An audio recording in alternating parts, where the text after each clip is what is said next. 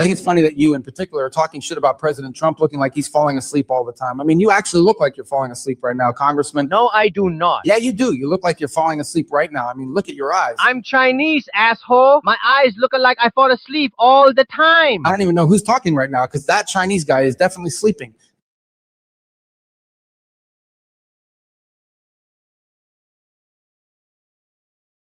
I thought that was funny.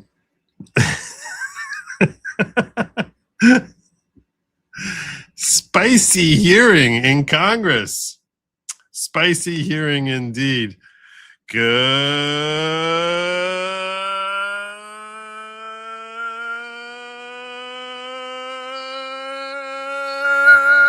evening, everybody. Welcome to the following program. I'm your host, Joe Nierman, aka Good Logic. This evening, we are talking about Tulsi Gabbard's replacement and why he has the left up in arms. They are going cuckoo nuts. They're like that Cocoa Puff birds. They're just... Why? It's just the new head of DNI. Well, Tim Pool thinks he has the answer. I mean, we see what the answer is. I'm going to weigh in with my own thoughts as to whether what kind of confidence we can have in Tulsi's acting replacement, Bill Pulte. We'll talk about him. Also, I'm going to walk you through Protest Inc. What's Protest Inc? Well, that's like the little fly-by-night, scurry of madness that seems to get plucked up and foisted in whatever hotbed of activity that the left needs to have them. It could be climate change. It could be BLM. It could be No Kings. It could be Pussy Hat Day. It can be anti-ICE, BLM. It doesn't matter. Gaza doesn't matter. They're ready to go.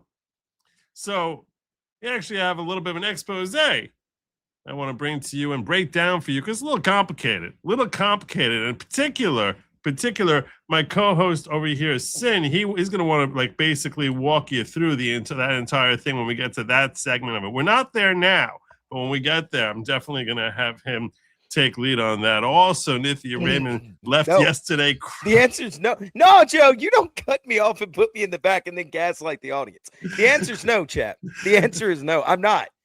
I'm not doing that.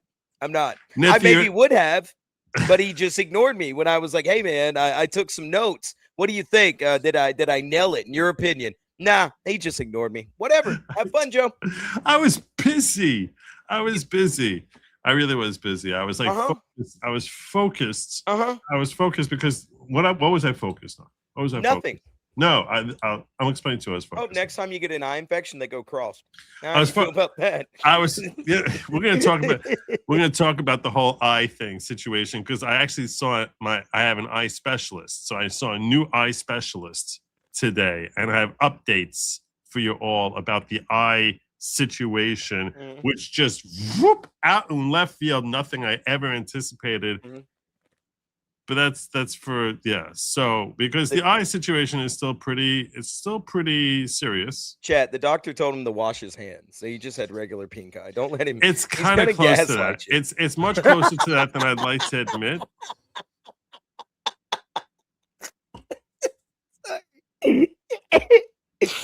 Everybody was telling you, Joe. Much closer than that. I have an ocular disease. I'm dying, folks. Mom always told you to stop playing with it. So, yes. Yeah. Well, anyway, maybe if we get, I'll tell you what, if we hit our goal tonight which is 15 super chats, $10 or more, we'll go through the whole eye situation. Gotcha. We'll go through the whole eye situation. Also, we're going to go into a third hour, which will include some manifesto time. Yeah. But the other thing I want to talk to you about is what's going on in Alabama, and that's the research I was doing in the middle of you trying to just talk to me about Protest Inc. And he's going on and on about what his notes were from this whole thing. He really was. And I was totally focused. I couldn't even hear him. I know Sin couldn't hear it while it was happening. Yeah. This is what I was listening to very briefly. So you ask me to do homework. You complain that I don't do homework to the chat, and then you ask me to do homework, and I do it, and then you ignore me. What is this? This is what I was listening to when you were trying to talk to me. This is your baby, okay? He's just light-skinned. That one might. Oh, let me go. Is that what you were listening to? This is what I was listening to. Okay. I didn't mean to be listening to this. I was trying to search. Say hi, Daddy. Say hi, Daddy. Hi, Daddy. Whose goddamn white baby is that? This is your baby, okay? He's just light-skinned. That one might be mine. That one right there. I'm not totally sure. Just because you name him Darren don't mean he belonged to Darren.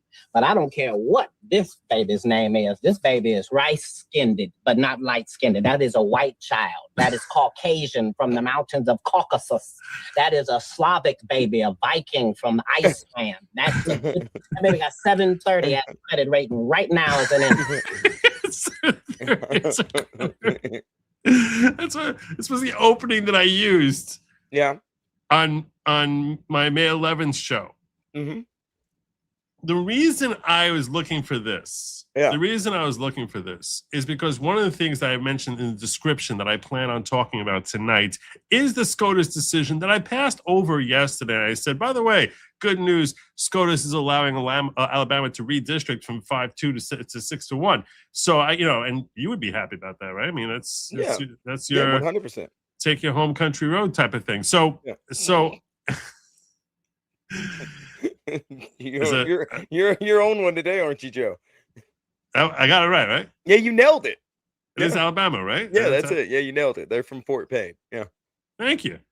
So I was like, okay, let me pull up here. Let me pull up here. This thing. Why do I have it like this? Anyway, so bottom line is this was the opening I used on May 11th. So that's why I didn't play the whole thing. It was a pretty funny opening. It was this scene just made, when I saw it, just made me laugh. And even though it's not really politics related, it just thought it was freaking But not awesome. everything has to be politics, Joe. Right. Why is this now why is this frozen on me?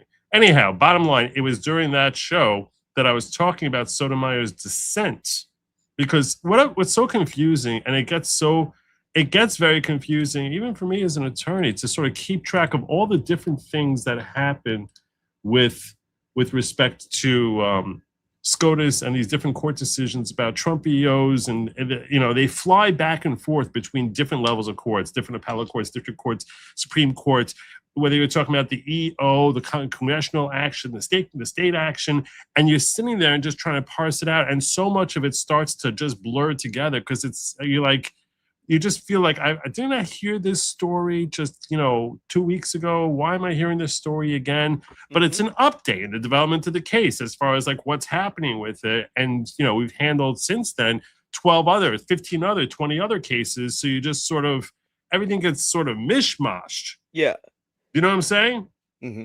Sort of bleeds together. Everything just sort of Yeah, it all bleeds together. My Chrome is acting very, very funky. Yeah, I know what to tell you, Joe. You don't seem very sympathetic to my plights today. I was in a great mood. I was in a fantastic mood. And usually by the end of the show, I'm bewildered and tired and upset at the country and, mad at the world and shaking my fist at clouds. But all right, here's my goal for tonight. My goal for tonight is that you're going to end the show happy. Yeah, sure. Okay. We'll see. In a good mood. That's my goal. You're going to end this show in a good mood tonight. That's my goal. Anyway, so the reason I was opening this up is because I wanted to share with you the clip from when. Say hi. Sorry about that. The clip from when I was talking about Sotomayor and her dissent, because in the case of Louisiana versus Calais, right? So we had that the case Louisiana versus Calais. That was the case which basically the Supreme Court modified all the rules for the Voting Rights Act of 1965. Yeah. let's just pause for a minute and let's just get our bearings straight for a second, okay? Mhm. So when it comes to gerrymandering, a lot of the reasons that the country has been gerrymandered for the last several decades is because of the 1965 Voting Rights Act, and specifically Section 2 of the Voting Rights Act, which basically opened the doorway for there to be this Gingell's case, which opened up how it is that we're supposed to have special districts for minorities. Yeah. For black people. That's okay. good. Okay. That all changed in Louisiana versus Calais, which the dissent, the leftists, Kagan, Sotomayor, Justice, and Jackson, they basically slow walked that case in order to try and have it not help Republicans during this coming midterms. Because they figured if we slow walk it, because this is something that's going to really change the whole gerrymandering rules to help Republicans, we don't want it to really come out right now. We'd rather push it back as far as possible. The longer we push it back, the less likely it is that these different Republican states will be able to gerrymander in time to have it work for the 2026 midterms. Well, they didn't manage to slow walk it enough, because we're seeing one state after another starting to line up and say, hey, this district we have over here, we should be getting rid of that, and this district and that district. So we're seeing that with Mississippi, Alabama, and Georgia is talking about doing it. One state after another. Tennessee did it. So we basically see these different states. South Carolina was talking about it, doing it, but you had a whole problem with the Senate. All these different states adding another seat here, another seat there for the GOP. So one of those states is Alabama. Going with that, they want to go from a 5-2 to 6-1 map. Mm-hmm. And when Alabama was looking to do this, so the Supreme Court said, go ahead. The maps that they have there suck. And just we're remanding this case back down to the district court. The district court had basically shot down the whole thing, and basically said, no, this doesn't work according to the Voting Rights Act of 1965. And the state of Alabama said, well, now because Louisiana versus Calais has changed how we're interpreting it, now we should be able to just, move forward with our maps. And they took it up to Supreme Court. And the Supreme Court was like, yeah, this is on May 11th. Supreme Court said, yeah, you're right. Because Louisiana versus Calais, you need to basically see, are those maps really racist? You said these maps were racist, but you were going by the yardsticks that we're using beforehand. We were using before Louisiana versus Calais.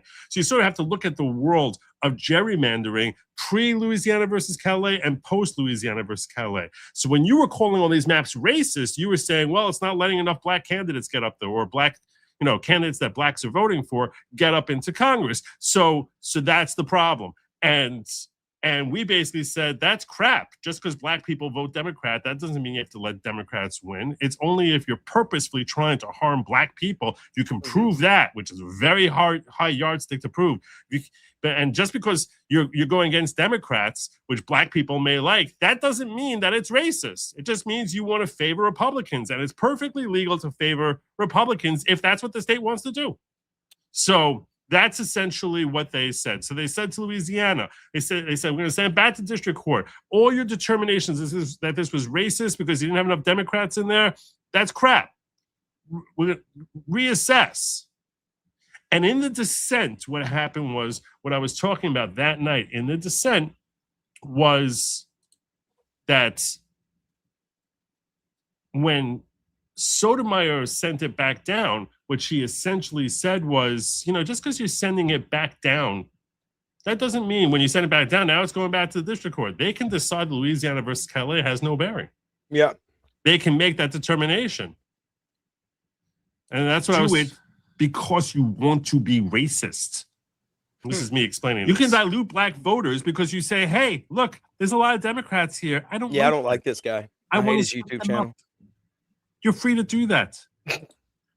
So she's making the whole focus here when it's interpreted before Louisiana versus Calais, and they're understanding the Voting Rights Act. You need to just put yourself back in 2023 when this thing is first decided. We don't have Louisiana versus Calais yet. So at this point in time, if you're trying to understand what the law as it relates to Section 2 of the voting. Anyway, the point that I'm getting at is this night when I brought this up, I was trying to find where I mentioned Sotomayor. I saw I mentioned her 15 times during the course of this thing, but during the course of that stream. But I basically said, because Sotomayor is writing this dissent, where she's like, well, you know, the district court, they may decide Louisiana versus Calais doesn't have any bearing.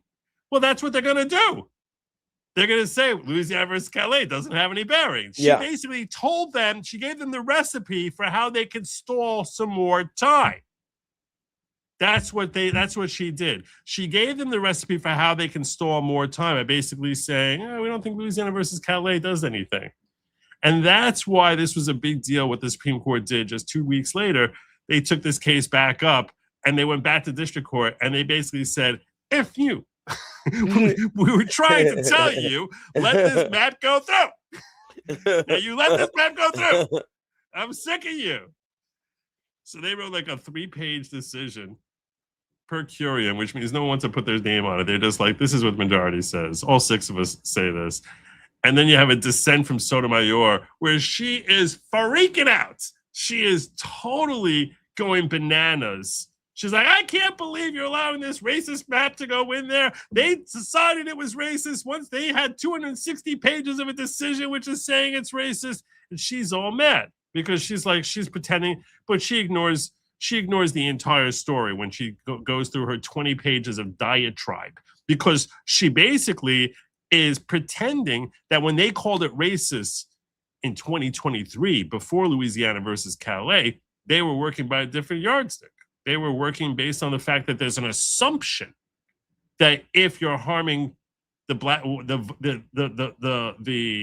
candidate that black people want, that's automatically racist. And that's crap in the wake of Louisiana versus Calais. So that was the big deal about what came out of the Supreme Court today.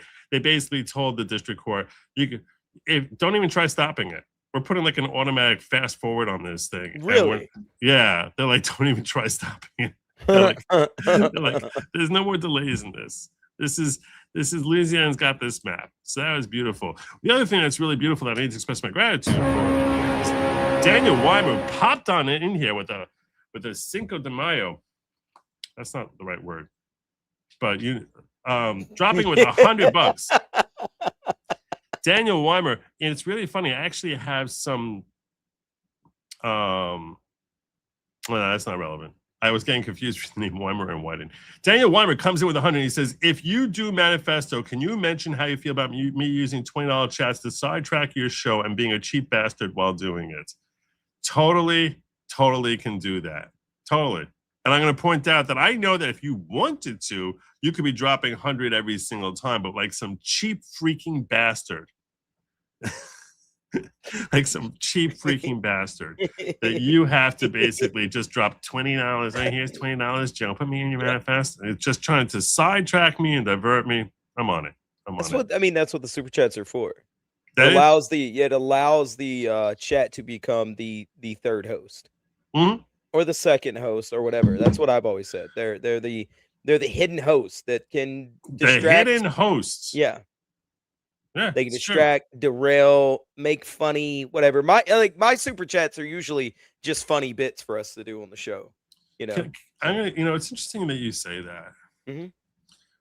The first time I even heard of the concept of super chats is when I went on with Nick Ricada. Yeah. Really? I never even heard of it. It was when I went on his channel he took me on for a night. Mm-hmm. And it was like January 3rd, 2021. And we spent the night talking about what may happen on January 6th. Yeah. Speculating. And I saw he was getting all these super chats. And I had never even heard of this before. To me, this was just a crazy concept. Mm-hmm. And my first initial reaction was, these Meshuggah. That's what I was thinking in my mind. Why? And then I want you to know something. Every one of my friends I tell this to, they're like, people pay money for that? Mm. And I'm like, that was the first thought I had. I'm like, so why would you spend so much? Why would you spend money like that? That's just like, it's gone. It's gone. Yeah. Why would you do that? Why would you? It's crazy. That was I wouldn't say it. Why would I say such a thing? That's suicide. Why would I say such a thing?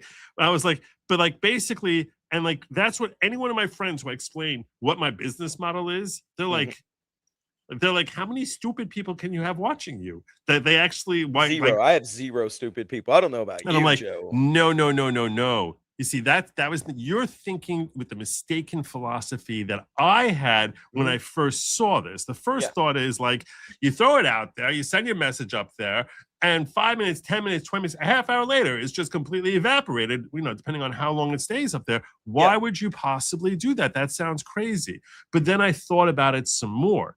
And then I realized, I was like, no, actually, it's a very, very shrewd investment, because at the end of the day, what you're doing is you're doing several things at once when you send a super chat, a Rumble rant, or something like that. What you're actually doing is, first and foremost, you're supporting someone whose content you enjoy and create, and you enable them to continue going and producing more content. But you also allow them to do what content they want, because a lot of content is not ad revenue approved.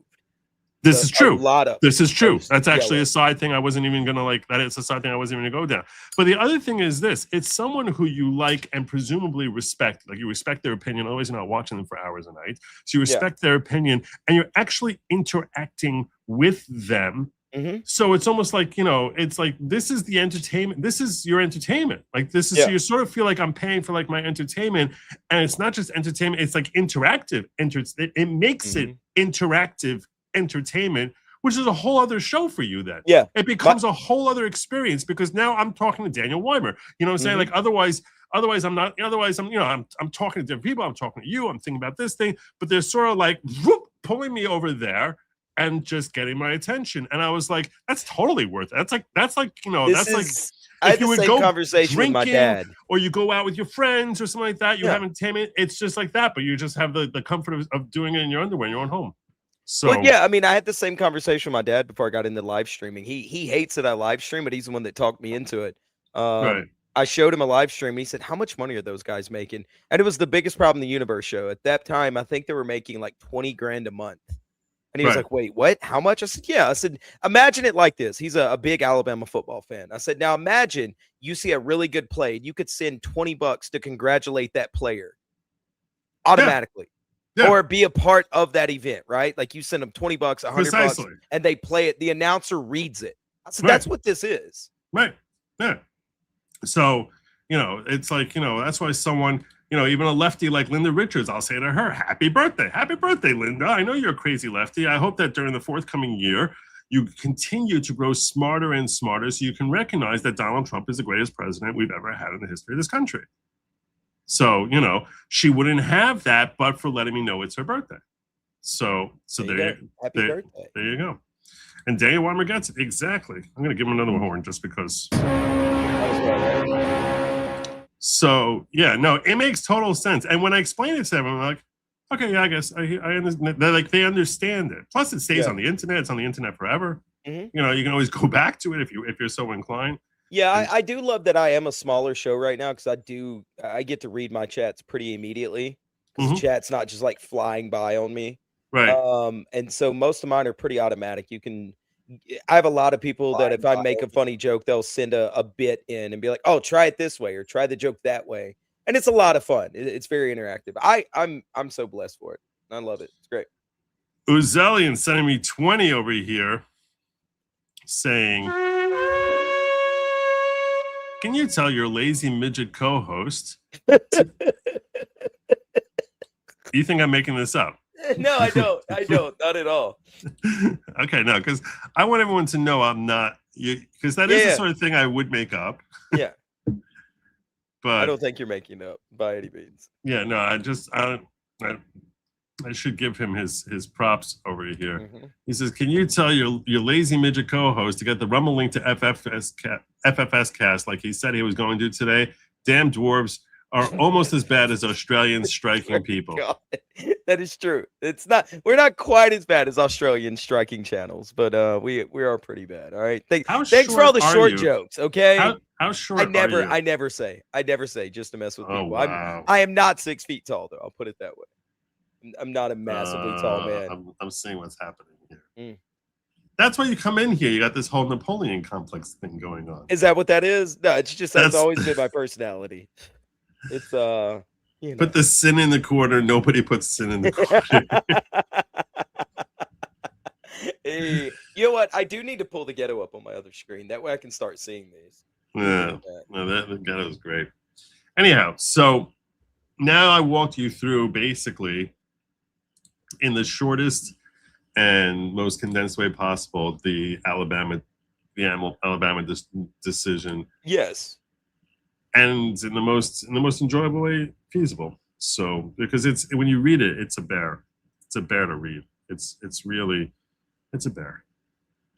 It's a lot. All this stuff is a lot. I feel like they're trying to get more confusing with the way they write stuff too. Tammy Fayette now becoming a YouTube member. I can't believe that she Hey, first thank you, became one Tammy. now. She's been here before. She's been over at my show lately and trying to figure out all the crazy inside jokes and crazy people that we cover. And she made a comment the other night that she feels like she's entered a secret club without knowing all the nuance. And I'm like, you'll be all right. Just sit there and pay attention. We'll get you up to speed. Don't worry about it. Hello. Always good to see you too. Well, not Sin. I can't see him. Hear Sin. There you go. Thank you. And, Good to see you, Tim. Yeah, that's it. And Kelly, C63880, member for 13 months. Good to catch a live show. We're glad you're able to make it. I'm glad. You see, this is one of the benefits of starting late is people catch a live show. So, okay, where was we? Next on the agenda, I think that we should start talking about, it's a good time for us to break down that Protest Inc. I think he's itching to talk about it. I'm itching to talk. No, I'm not. I'm going to be, you know what? I'm going to play layman. I done homework. Joe complains I don't do the homework when he asks me to. And then I do it and I take notes and I write a little synopsis for myself. And then I even take that and I put it in the chat GPT to check said notes. And I say, hey, Joe, what do you think about this little synopsis? And instead, he's watching a Cat Williams skit from 2 decades ago. Good job, Joe. Yeah, that's what that is. That's a Cat Williams skit from like at least 15 years ago. It's really funny. I don't know who Cat Yeah, it was hilarious when I saw it when I was like, I don't know, 20 years old. All right. Well, way to rain on my parade. Data Republican did a great job breaking this down, and I shared it with my good friend Sin today. Mm-hmm. And I didn't label it homework. I was very careful because I know if you call something homework, in that case it just makes it like I'm not going to read it then. I'm literally going to go, nah, probably not. No, I have to do this. Mm-hmm. So I wrote, this is really interesting. Yep, that tricked my brain. This is really interesting. Because I said to him, so I'm kind of very torn about my schedule to be if I'm going to stream. And I explained to him my whole things with tonight. So I said, this is really interesting. Maybe check it out. And that way I figured like he'd do some homework without me actually calling it. And it is really, really interesting because it's how a protest gets built. You sort of had to sit there, and the left loves to pretend that this idea is something that's very popular. Everyone really loves it. What it really is it's real life algorithming. Mm-hmm. That's what they are doing. It's like it's the real life fake algorithmic. That's what it is. So if you're not on social media, like when I say social media, I mean I'm really talking about X specifically, but I'm sure there's similar things in Facebook. There are these things called bot farms. So bot farms are basically, people will pay money for folks who have set up these farms of fake accounts and sock puppet accounts, not real people. So they'll basically create one account, another account, and they probably use AI to just start generating more and more and germinating like these bundles of fake accounts. They'll start friending each other or whatever. The accounts will friend each other so they don't look like they're completely fake. And they'll just germinate and make all these accounts. And then when they'll make these accounts, they'll basically be like, okay, someone who sends a post out they'll make sure that the whole farm will go out there and over a span of a half hour, 45 minutes, just start reshare your post. So now they take that post which no one really would have cared about. When you see a post, it starts going into the actual real, it tricks the algorithm to thinking, oh, this is something people like. Let's share it with more and more people. So it ends up giving it a foothold where it starts getting more and more views and likes. Now people who are actual real people will see it and share it, and it'll start being thrust into their recommended stuff that they should be looking at. So it's a way to sort of game the system in order to pretend you actually have clout that you otherwise would not have. And often, you'll just see they can have literally 3,000, 4,000 likes of like fake accounts. And it'll start with that. So they'll send a post out, and the first 20 minutes, half hour, 45 minutes, these accounts, they'll have 4,000 likes and 800 reshares, and it'll just start boop, boop, boop, boop, boop. It'll just start getting everywhere, even if it's something that's relatively stupid. It's not anything insightful, but if it's something that, that can have any sort of traction at all, it's like something that's, seems like a good, it's a good zing knocking someone. And it works for the left and it works for the right. Both sides do it. I don't want anyone to misunderstand, make me say this is what the left is doing. The left 100% does it and has been doing it for years. And the right does it as well. Both sides do it. But it's a way of basically making yourself seem very influential, because if you're influential and people deem you as being influential, that leads towards greater fame, success, and recognition. Where then when the next post you send out, people start adding you. People start thinking, this is someone I should be following. This is someone who the public respects their opinion. This is someone who the public thinks is smart, is funny, is someone who's based, or someone who's woke, depending on what side they're on. And they'll basically, this is how a person helps get catapulted into being someone who is widely recognized as, a thought leader on their side of the aisle. And that's what we've seen happen with several people, many of whom seem to be a very limited intellect, but they just come out there and you just think like, oh, wow, this is like a really popular person. And a lot of what they say is kind of stupid. Yeah. But anyhow, so that's what we see happen in the online world. What Data Republican has basically helped expose here is that this is what we're seeing happening with these protests too, because they basically will germinate and start to have a few hundred people who they basically will send from one protest or this protest or another protest, where all of a sudden now reporters start coming out there. People are like, oh, wow, the public's really outraged here. Look at these people here. And in the crowd of 250, 300 people, 200 of them are the same from one rally to another. And sometimes it'll grow into more than that. Sometimes it'll be, if they do it by college, you'll get college students on board. But that's how you're able to actually get this in the news, people talking about it, more people coming down, more people thinking like, wow, this is something that the Americans are really outraged by.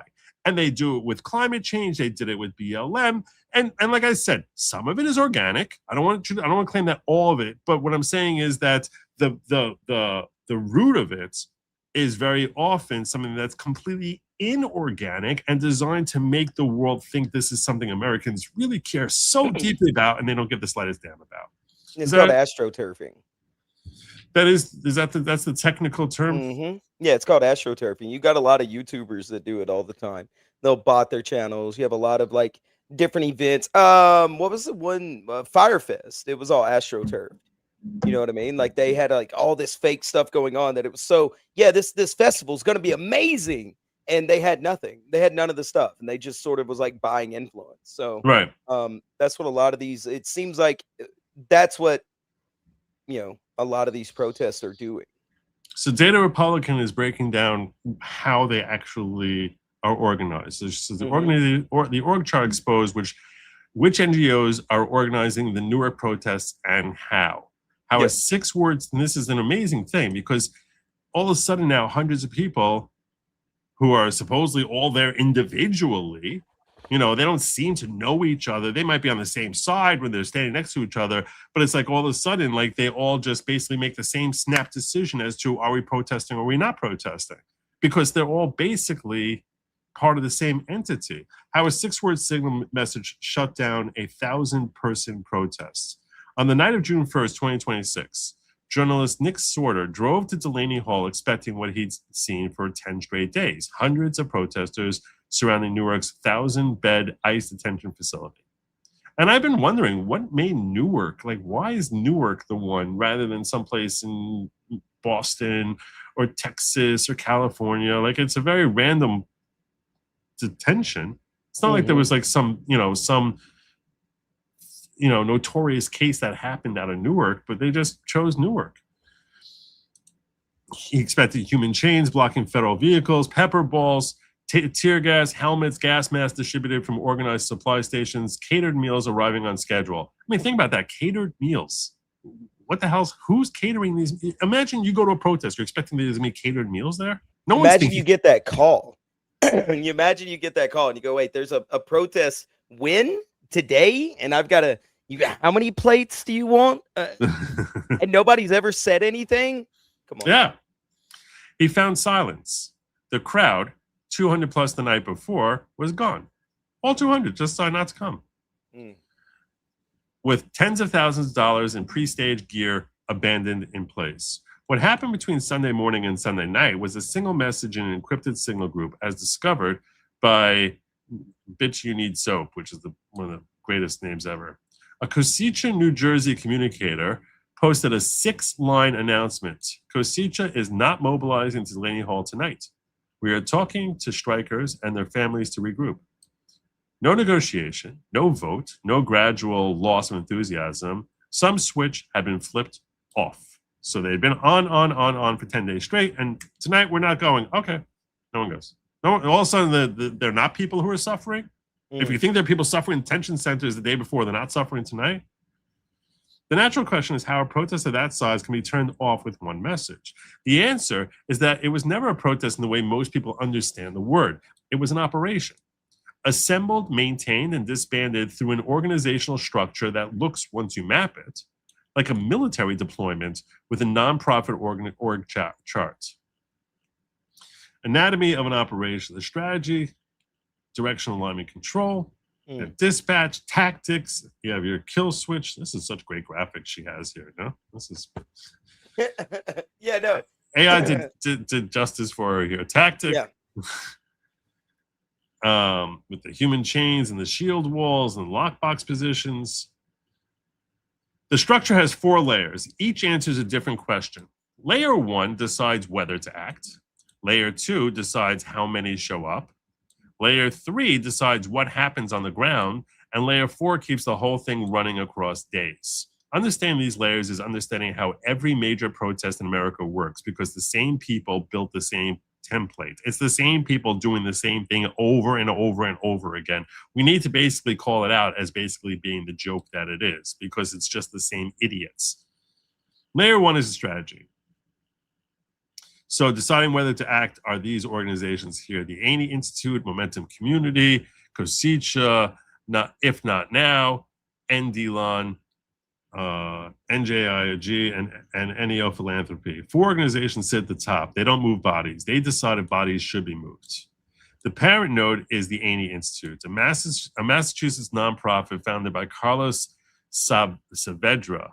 Aney incubated 3 organizations. So we started with Aney, and they made 3 more organizations. That was these 3 over here: Momentum, Cosicha, and If Not Now. So it starts with this Aney Institute, and they basically made Momentum, which is based in Long Beach, California, and provides the theoretical framework. Co-founded by Saavedra and Paul Engler, Momentum developed what they called hybrid organizing.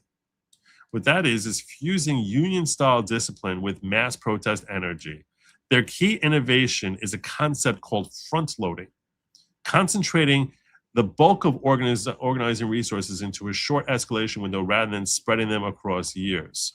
This is exactly the pattern at Delaney Hall, where crowd size spiked from dozens, 200 plus within 4 days. Because you have to ask yourself, what makes people just decide I'm going to go there now? That's not organic.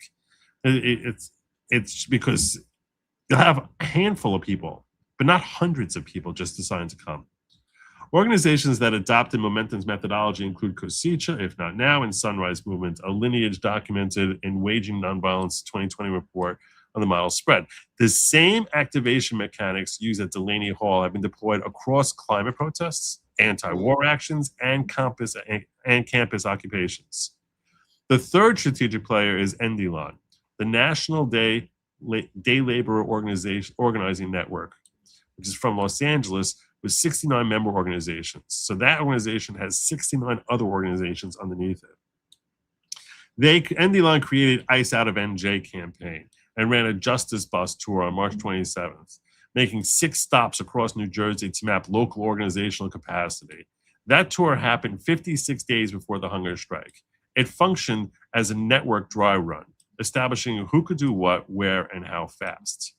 ND Line's organizing director, Jorge Torres, coordinated the 11 organization ICE Out of NJ collective from a national perch. ND Line's communications director, Palmyra Figueroa, handled media for the Newark protests from a 425 area code, which is that's not from New Jersey. Over here we have 973 or 201. That's Seattle. A national LA-based organization's Seattle area press person was running comms for a Newark protest. And just think about this. It's like they're basically moving these pawns like they're game masters, and they're pawns on their chessboard. The chain of command was never local. ND Line received over $2 million in direct Open Society Foundation grants between 2016 and 2022. The fourth strategic entity is NJAIJ, the New Jersey Alliance for Immigrant Justice, which is a 50-plus member coalition that provides institutional legitimacy. So they got, what, 50 members? Yeah, that's what it says. Coalition, 50 plus. Let me say 50 plus. I mean, that if it was more than 50 people, if it was 50 more than organizations. 60, yeah, it's 50 people or 50 organizations. 50 plus people is That's what it? it said. That doesn't make sense. It can't be. Why? I think it means 50 organizations. Go back. A 50 member plus member coalition. I think it means coalition of different organizations. Maybe. I'm not sure. That provides institutional legitimacy. NJAIJ doesn't dispatch people. It provides the respectable umbrella under which action campaigns operate. Its website hosts both the ICE Out of NJ and Eyes on ICE campaign pages. It's fiscally sponsored by Neo Philanthropy. Its donate page routes through Network for Good Care of Neo Philanthropy, and grants to NJAIJ are received by Neo Philanthropy's entity, which reported $168.9 million in revenue for 2024. Under current IRS fiscal sponsorship rules, sponsored projects don't file their own Form 990. The money is invisible. So you have multiple organizations holding simultaneous membership in both NJAIJ's 57-member coalition and ICE Out of NJ's 11 organization collective. These dual member organizations are the bridge between the respectable policy wing and the action wing. So they're basically the generals standing on high, and they're basically you need to have lower level like captains and different people who are going to be overseeing the different branches of action that's going to actually be employed on the ground. Layer 2, so and the that's strategy layer is just the organizations that are just they're guiding the direction. That's like, what was it, the Ani Institute, the Cosec Institute, Momentum, all those, like there was like 5, or I think there was 5 of them, 5 or 6 that were the ones that are in that. Like it's all layered to protect the next layer. Like right. But they're the ones, organized they're the crime ones who would basally select Newark as a prime place to go. Yes. You know, as opposed to someplace in Boston or something like that. Yeah, they set the overall direction of what the protest is going to be and where it's going to be. So then you have layer 2, which is dispatch. This is where the crowd comes from. Layer 2 is how 200 people materialize at an industrial lot in Newark on a Tuesday. Yep. Kasicha NJ runs a cell structure borrowed from movement theory.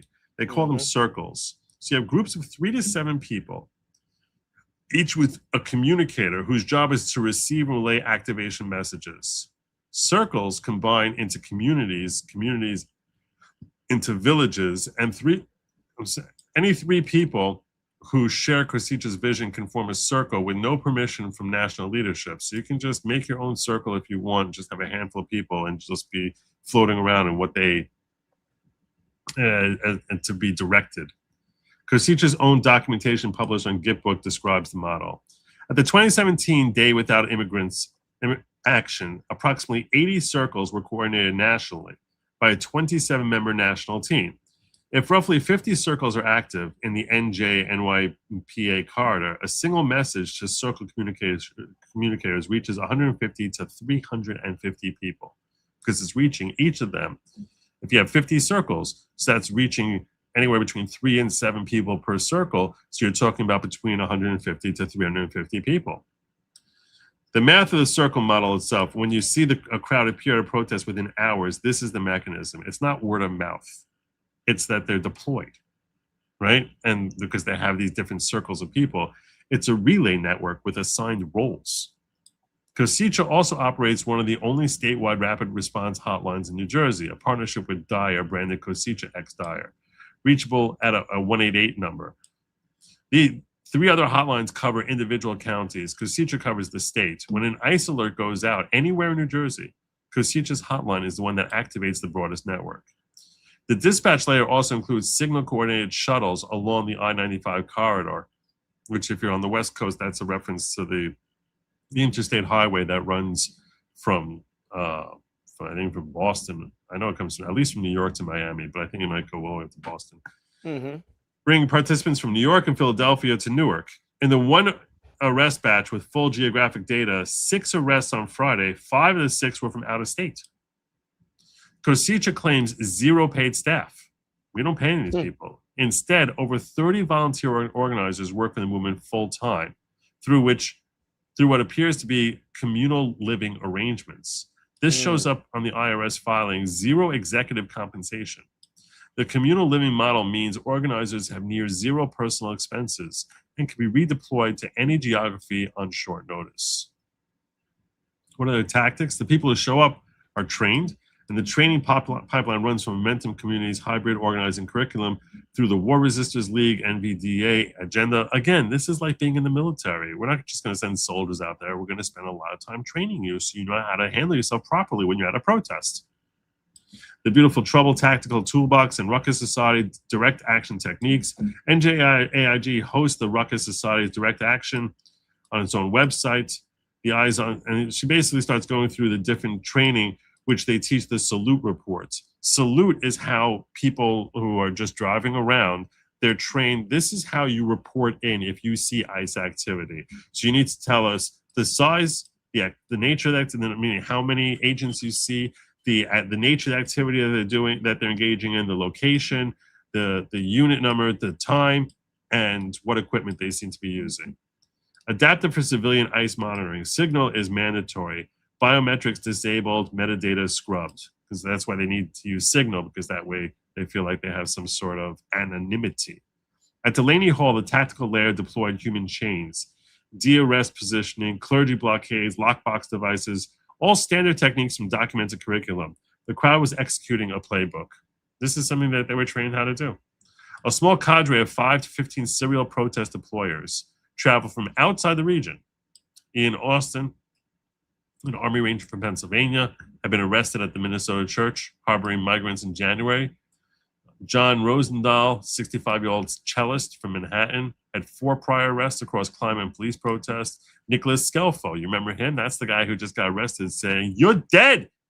I can see your face. I got your face. You're dead. Your family's dead." Now this guy's sitting in a prison.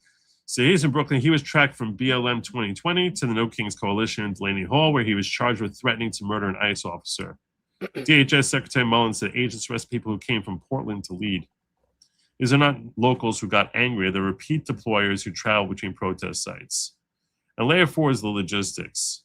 Because when you have 200 people at an outdoor protest, you're going to need bathrooms. You're going to need food. You're going to need medical stuff. The big ones is protective gear. What I wrote down was like protective gear, food distribution, medical support, and transportation. The protective gear is where I go, well, that's obviously not just a grassroots protest then. Right. Exactly. If you're preparing to have some sort of confrontation that you need to be physically protected from, then it's not grassroots. It's not people going out there saying, you know what, I'm going to go out there with my bottle of water and my sign, and I'm really going to, you know what, I'm going to stand up against the man or whatever, climate change or whatever it is. And that's just wild. That's insane to me. that people never said anything. Nobody said anything.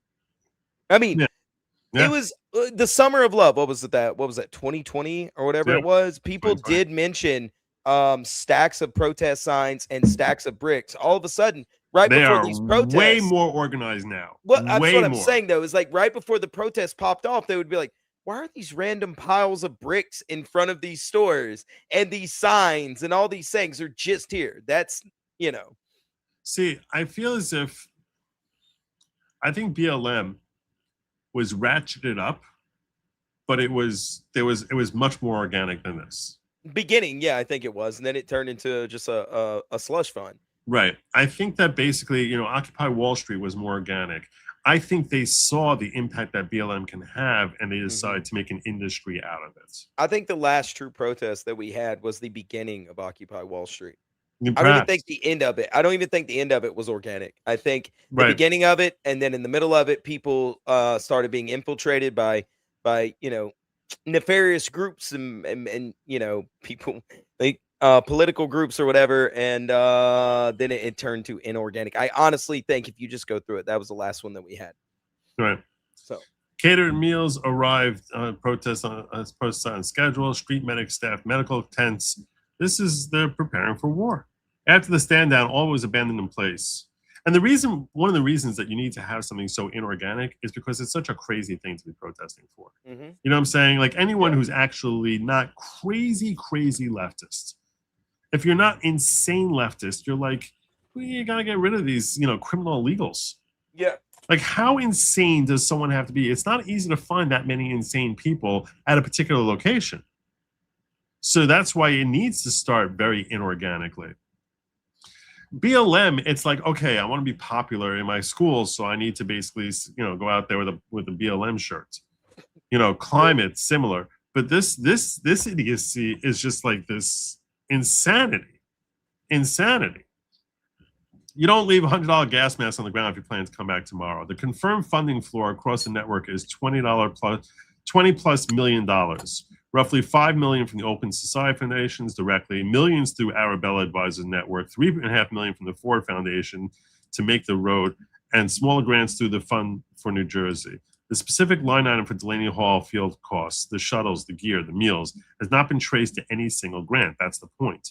The money flows through fiscal sponsorship arrangements and intermediate organizations designed to make individual expenditures untraceable on public filings. They don't want you to know who's involved. They want it to be as amorphous as possible. On May 28th, 6 days into the hunger strike and 4 days before the stand down, Treasury Secretary Scott Bessent told the White House press room that joint IRS-FBI investigation into protest funding networks had made substantial progress. Then he added the line that mattered. If a grant recipient is violent, if they're suppressing people's rights, then you are responsible for that. You, the people who are funding them, we're going to hold you liable. You want to go out there and start funding all these protests? Well, if they start acting violent, we're going to hold that on you. That was the key thing that Scott Bessent said. That you was aimed at upstream funders. Neo-philanthropy with $16.89 million in revenue fiscally sponsors NGAIJ.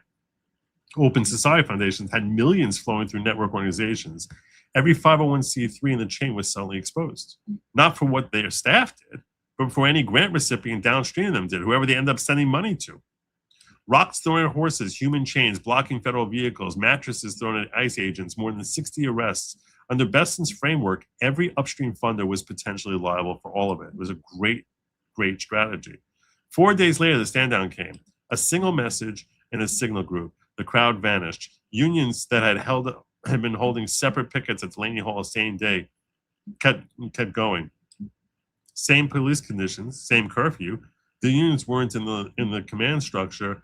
Their off switch was their own. So the unions were not part of it, and that's why they had their own off switch. So none of this is secret. Kasicha publishes its circle model on Gitbook. Momentum describes front-loading on its website. NDLON's press release names its staff. The 990 filings are on ProPublica. The training curricula are hosted on NGAIJ's own domain. The infrastructure was built in the open because it's legal. Nonprofits can organize. People can protest. foundations can fund advocacy. The question was never whether any of this was permitted. The question is whether the public understands what they're looking at when they see a protest. And that's why I'm really investing the time here, so that when you see this, you can understand that it's not like these are just the left. It's not the left. This is a funded section of the left. This is a very, very, very small thing. This is not what you're seeing at these protests is not representative of like 80% of the people who end up voting blue. When they're looking at is a 4-layer operation with a strategic command that decides whether to act, dispatch, network that assembles the crowd through Excel-based relay, train tactical core, execute and publish curriculum, and logistics detail that keeps the operation fed, equipped, and transported for as long as the strategic layer decides it should run. The same template, built by the same people, funded by the same foundations, trained through the same curricula, has been deployed at climate, campus occupations, and immigration protests across the country. When the curfew orders came down, perhaps assisted by the machine getting a credible threat to their tax-exempt status because Scott Besson said, we're going to F you up, that the machine shut down in one signal message. That's the difference between a movement and an operation. A movement doesn't have an off switch, but an operation does. So that's what was revealed based on how quickly they were able to scatter. So I thought that was really, really interesting. And that's why but it's a little complicated, which is why I sort of wanted to be able to walk you through so you can appreciate the magnitude of the fact that all of this leftist activity is just, it's bot farms. Yeah. It's a real life bot farm. Yeah, they've astroturfed everything. That's what I mean. We had this conversation last week, and some people were calling me crazy. We were saying a lot of people were saying, "Well, because I'm insulated in the state that I'm in." But like I've never met a true blue far left Democrat, one of the blue haired type people that are just, way out there, vote blue no matter who. And it's and I honestly believe it's because 90% of it is astroturfed or people just like being manipulated into it. Like, oh, this is the right thing to do. All these other people that have been organized to go out there and throw bricks and, break into CVS's and ruin everything are out there doing it. Well, then I'm going to join in too. So, it's sorry about that. No, it's just not organic. It's very disgusting to see that you have all these NGOs and nonprofits joining in to do it, to try to get their way and what they want done across the country. It's just so insidious. What you heard there was me going over to the YouTube channel itself, where I was looking to pin a link to your channel. Yeah. Thank you. You're welcome. I was looking to take care of you. All right. It beats yelling. Sending super chats definitely beats yelling at TV. Well, I mean, that's the other thing too, right? Where you can sit there Joe, and go, you no, idiot! you're wrong. Yeah, you're an idiot. You've got this completely wrong. Stupid man. Check locals, please. I definitely can do that. Oh my God. I mean, I don't see how people didn't put 2 and 2 together though during the summer of love. I'm gonna pull this up. Okay. I haven't read it yet, so we'll read it together. If it's another short joke, I'm telling you, Zillion, I'm coming after you. I'm coming after you in real life. I'm going to go to these NGOs. I'm going to organize everything. And there's going to be bricks and lunch and protest signs outside of your home in moments. Okay. I have a list of all of them now, thanks to Joe. J.H. Schwalbach sent a $102 tip. Nice. Joe, my Joe dude. Oh, so the black guy is back. I see Sin's avatar. There you go. Do you think Branca would put up with this? Branca sells a mug showing a world IQ map. Then he sells it to white people. Just to let you know, YouTube would not let me send this. Plus, at Daniel Weimer, I raise you. Step up. Wow. By Nice. $2. That's dirty. That's dirty pool. That is dirty pool. Good job, though. Thank you. I'll allow it. Yeah, of course. A raise is a raise, no matter what it is. A raise is a raise. There's no threshold minimum there on the raise. So thank you very much, JH. And yeah, you should know, I'm my merch store, Yes. which doesn't exist yet. Why are you even bringing it up then? What are you doing? Well, it does sort of exist. It's just I don't even know the numbers we're doing on our merch store. Another guy runs that, and he just goes, "All right, here's the cut." Yeah, well, I actually went back to this woman who's setting up my merch store for me because she set prices, and I was like, they were too high. I can't do that. Yeah, I did the same thing. When we were going through it, I was like, that is way too high for a t-shirt or a sweatshirt. I was like, I don't even need to make money. I can't do $40 for a t-shirt. Nope. I can't do $25 for a mug. I'm like, I can't do that. I don't know if you've ever, like, I know you've done like some business, but you've never done like retail business. And so in retail, it's always usually 100% markup. But the way Fourth Wall works in their prices, you're talking about $100 shirt. What does that mean, $100 shirt? You're talking, okay, so I think the t-shirt, the lowest I could go on the t-shirts in order to sell them at whatever it costs Fourth Wall to produce them is around like $18. No, it's your cost is $18. My cost would be $18. It's whatever. That's very whatever Fourth high. Wall charge. Yeah, it's high, but so far they're the best ones that allow you to do. They give you the most bang for your buck. Right. You get what I'm saying? Right. So far, I mean, unless because they give you print on demand, they give you print on demand. Having to pre-order 100 of these shirts in different sizes and colors. It's like they just give you like, okay, you need one. Here's one. Yeah, the other one I was going to use, they wanted like a credit card on file in case there was like chargebacks and all this other stuff, and then they would like pay you. It had a lot more. It was a lot more customizable, but it was way too sketchy. I was like, no, I don't think so. But no, it's so expensive. So I mean, I'm only making a couple bucks on my stuff, like whatever. Because I was just like, I can't do that. Like I can't do that. This is my story. I haven't spoken to her about adjusting the pricing yet. So this is the store. It's a nice little layout there. You got the little following thing going on. Yeah, I'm laying into it. But it's like, oh, she lowered it down to $20. Oh, okay. It was at 25. All right. You on the mug price. You're beating me on the mug price. Yeah. Yeah, that's what I was thinking. I was like, I didn't talk about what the new prices should be. I just told her this is too high and we need to talk. Because I was like, I don't like these prices. These prices got to come down. So, yeah. So she's doing a great job. I love the look of it, the feel of it. You know what I'm saying? Like, yeah, we're selling our mugs for $14. I see she really did adjust the prices down somewhat. Yeah, so I'm selling my mugs for $14, my hat for $34, my Stanley style cup for $34, my t-shirts are $25, and then $32 for the premium, and then the designer crew neck sweatshirt is $61.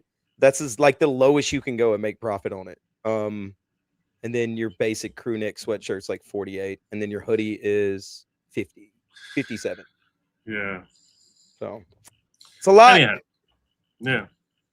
Anyhow, I'm doing my best to work with me. I don't want to break my audience. I feel really terrible. So yeah, it's just something for them to support. If you make a couple, $2-3 off of, it's not costing you anything to host your merch there. Right. So that's what I told the guy. It's like, Wellesley says, always love Wednesday night stream. I've enjoyed the last 29 months other than losing in fantasy football. Oof. Oh, thank you so much. 29 months. It's been a minute. Hey, Joe, look close. Cosita NJ is cause change phonetically. Cause change. Cause che and J, because not Cosita is cause change. NJ is ninja. And cause change. Cause change. Yeah. Cause change. That's very gay. I'm not Kimmy. She's figured it out. I'm saying whoever came up with I know. Whoever came up with that name is that's cringeworthy. Yeah, that's very cringe. Seattle's 206, Snohomish County is 425 north of. Oh, okay, there you go. Joe, action creates action. There are fringe kooks who wouldn't take any real action, but they feel emboldened now that they see the pay protesters doing it. I think this is what fueled Minnesota. I think so. I think that makes sense. Yeah, and essentially, you're really just, you're bringing what I was saying about social media and the bot farms, and how the bot farms get other people to start saying things, and that's, you're saying, is what's happening in real life also. You start with the bot farm of these organized things, and you hope that it basically more people will organically just start coming because it looks like a cool thing to do. But this one is such an unpopular thing. It's such a stupidly unpopular thing that it's just not. Tammy's saying go. Is that really true? I think so. Yeah. I mean, definitely is after the locals. What do you mean? Yeah, I should call it. I should call it. I usually. Yeah, why wouldn't you call it? What do you mean?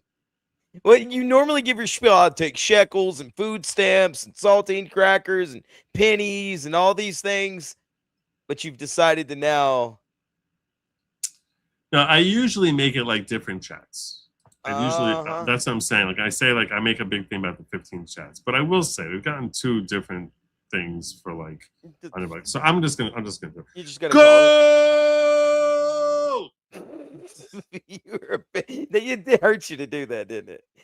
You're like, I could get another, like, I don't know, 10, 11 chats out of this.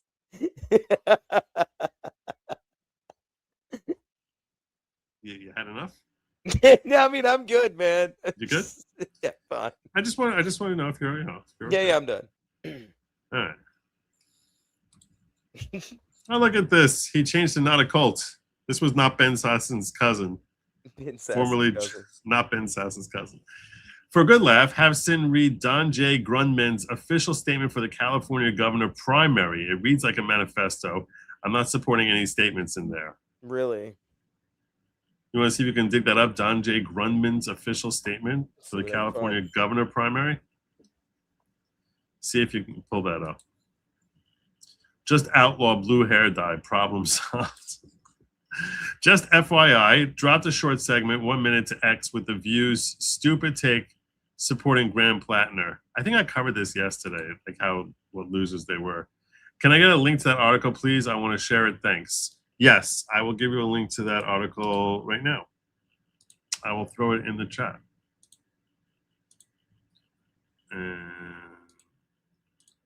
Because I do think I'll even throw it in. I'm throwing in my description first. I'm just going to write article here at the end of that segment of my description. And say.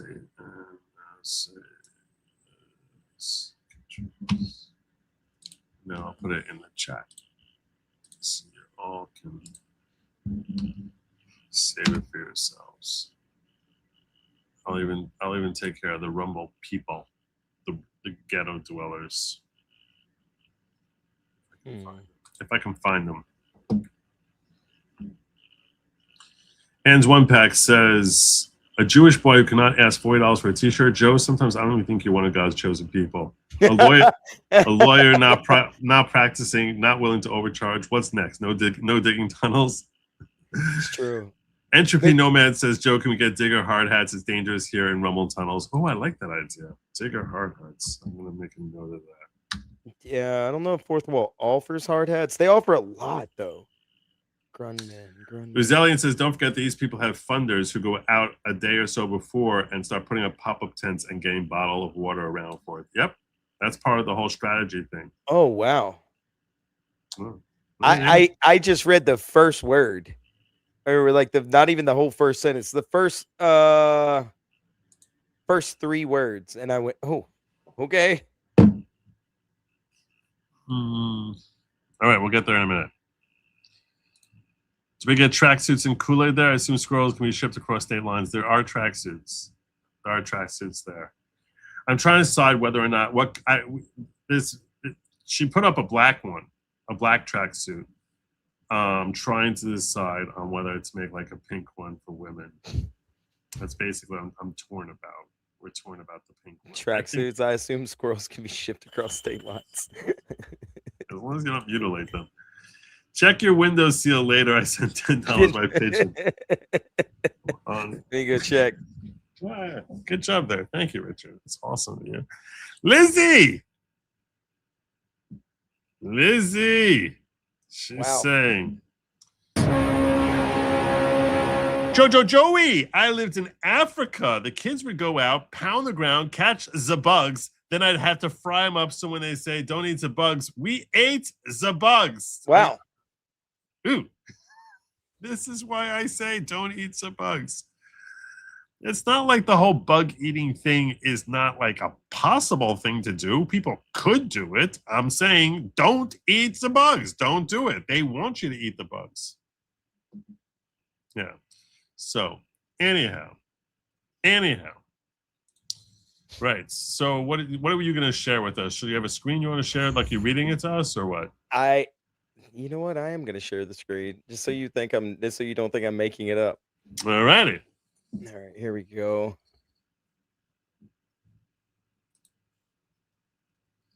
So it says Don J. Grunman, no qualified party preference, no photograph submitted. And this is on the primary election voters information guide, the actual PDF from the website. It says Kirk murdered by shaped charge bomb Israel used. Government knows.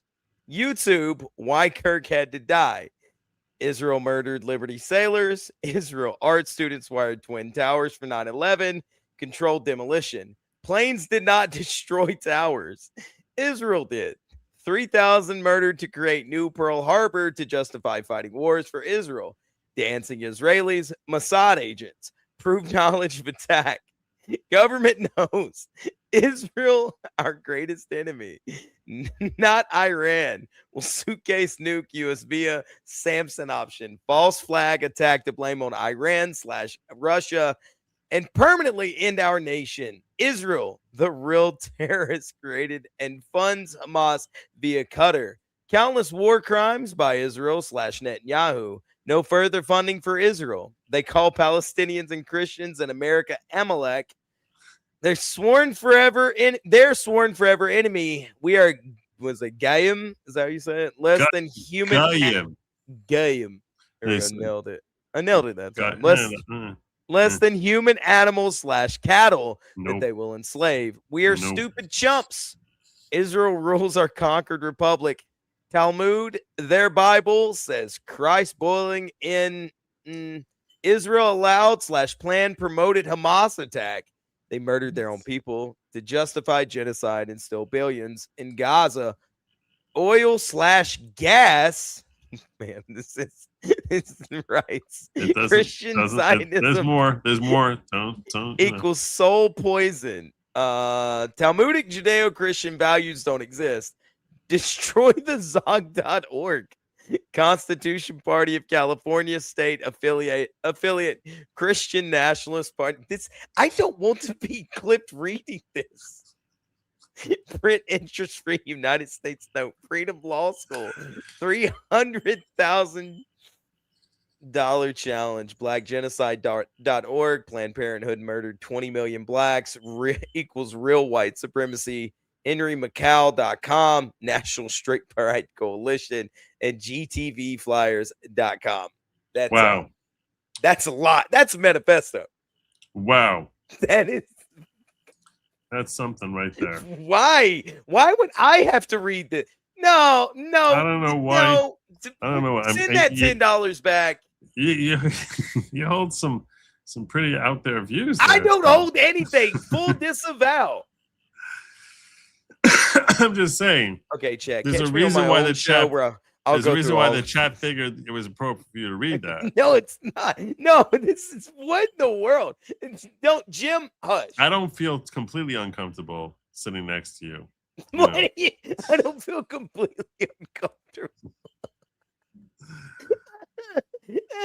I'm just hoping that I was by spending enough time with me, maybe some of my more reasonable takes will start to rub off on you. So you'll be at least less aggressive. Reading it anytime. You could have said, "Nah, let's not read that." At any point in time, you could have pulled the e-brake.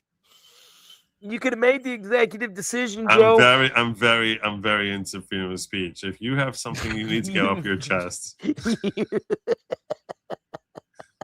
I'm not going to stand in the way of that. That was not worth $10.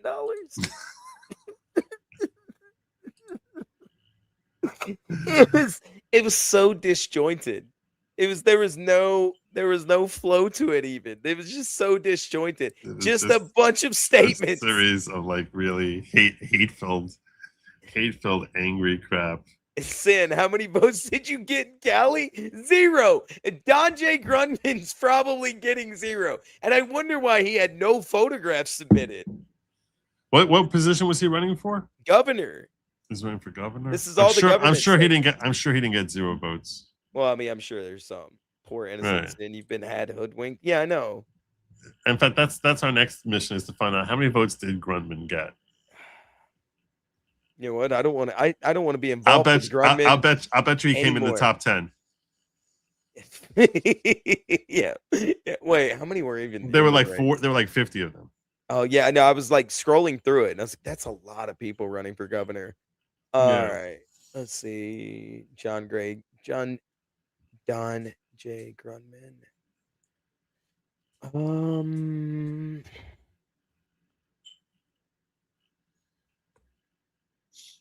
All right. So just ask Grok. You can ask it. I'm already Googling it though. Go ahead. No, go ahead.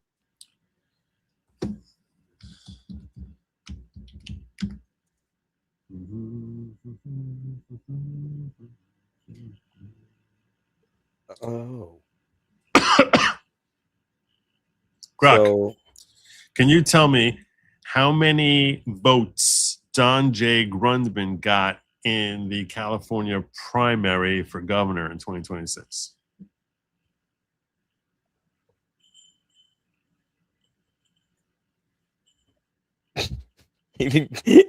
Nobody can hear it.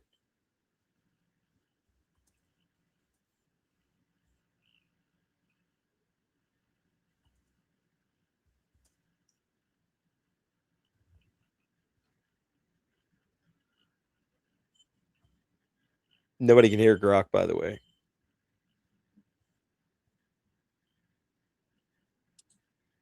Oh, you see, that's a good point. Mm-hmm. I appreciate you calling that to my attention. I said it twice. Now that he's finished, giving the whole lengthy answer there. I said it twice. You're not blind this week, so this isn't on me. I said it twice. Yeah, no, that makes sense because I have yours. Pulled up. I don't know why I removed it from stage. Stop sharing. Yeah, I know. Here we go. Let me see.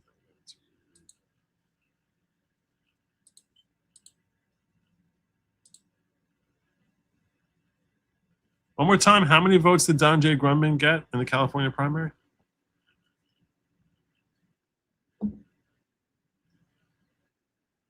Still nobody can hear it, Joe. Good job, Joe. Some outlets show slightly different figures because they're updating at different times, but it's hovering right around there. Still preliminary, though. More mail ballots are coming in. 936 votes. He's doing good. I think he's got a chance to pull it out, Where does that make him rank in all the finishers?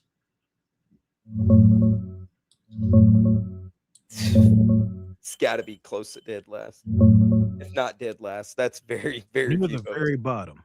With about 4.35 million votes counted so far, Oof. Don J. Grundman got 936 votes.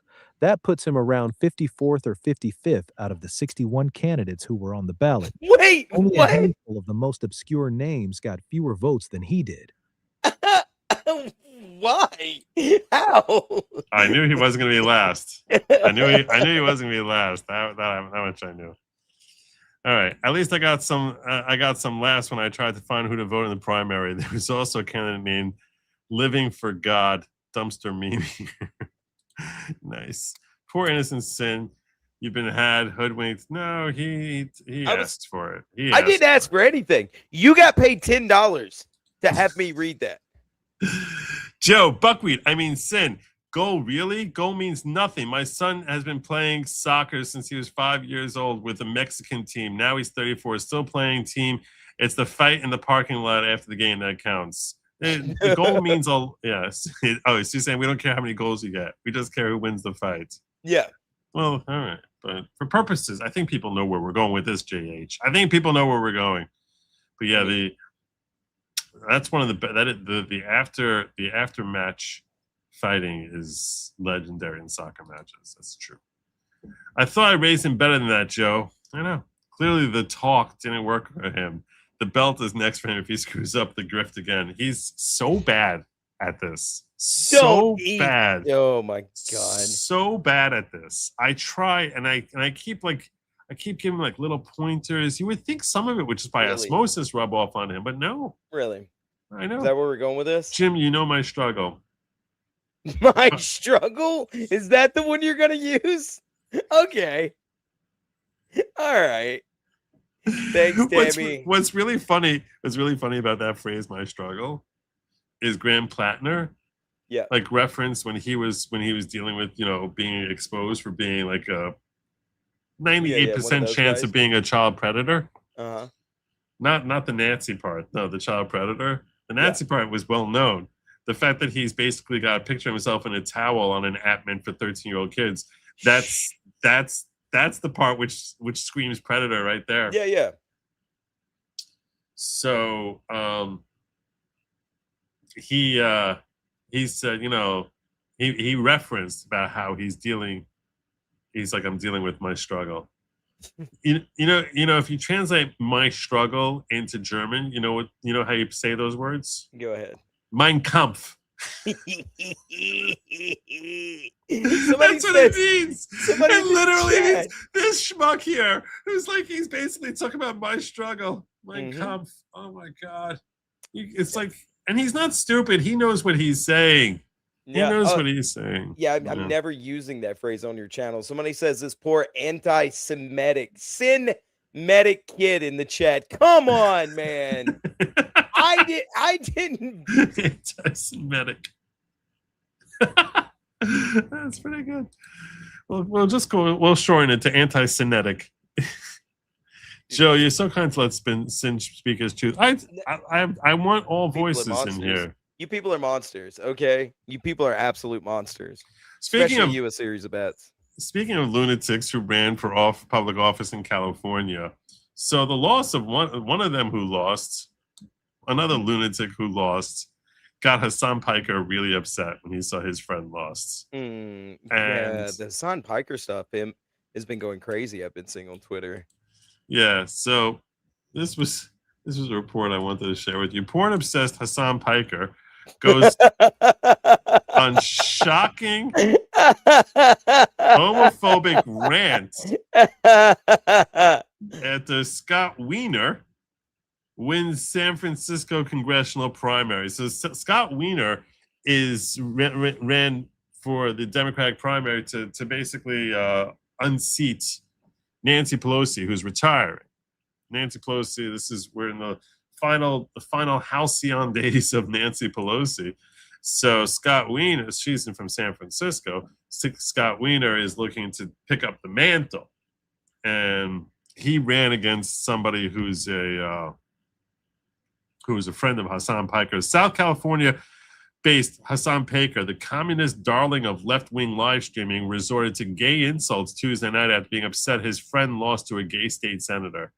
That friend, San Francisco congressional candidate Sekat Chakrabarti,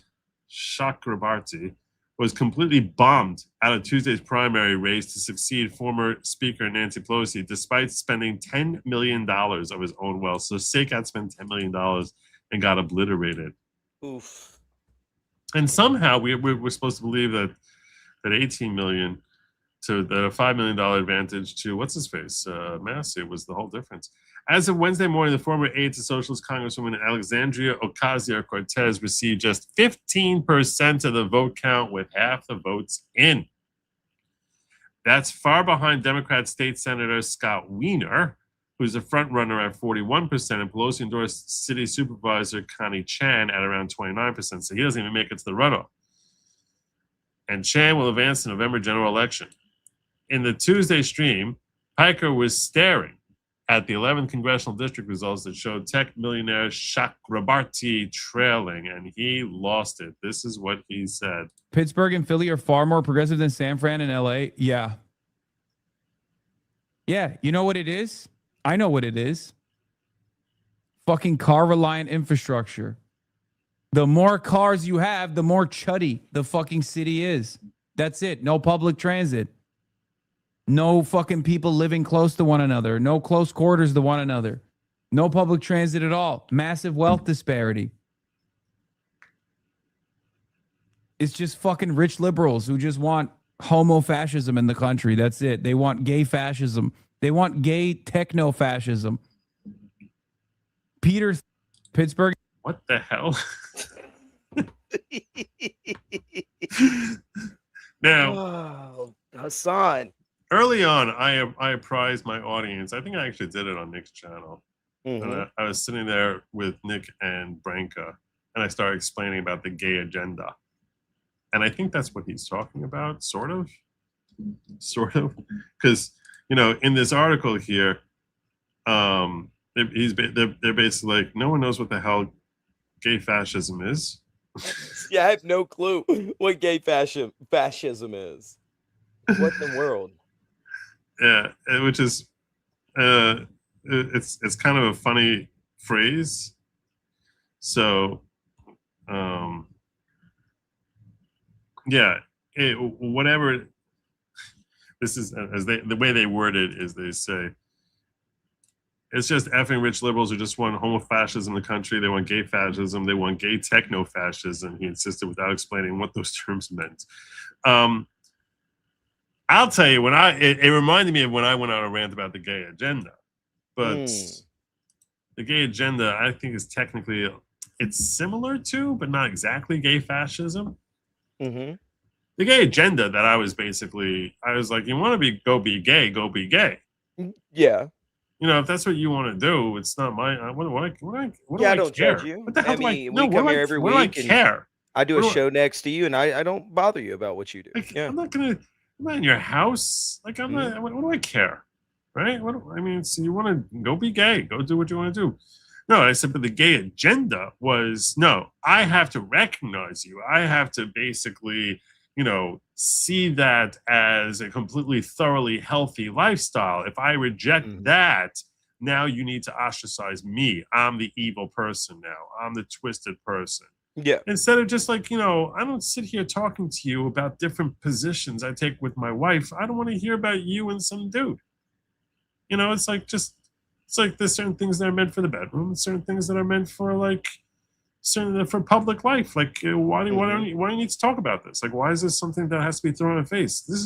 It's appropriate to bring this up during Pride Month. But so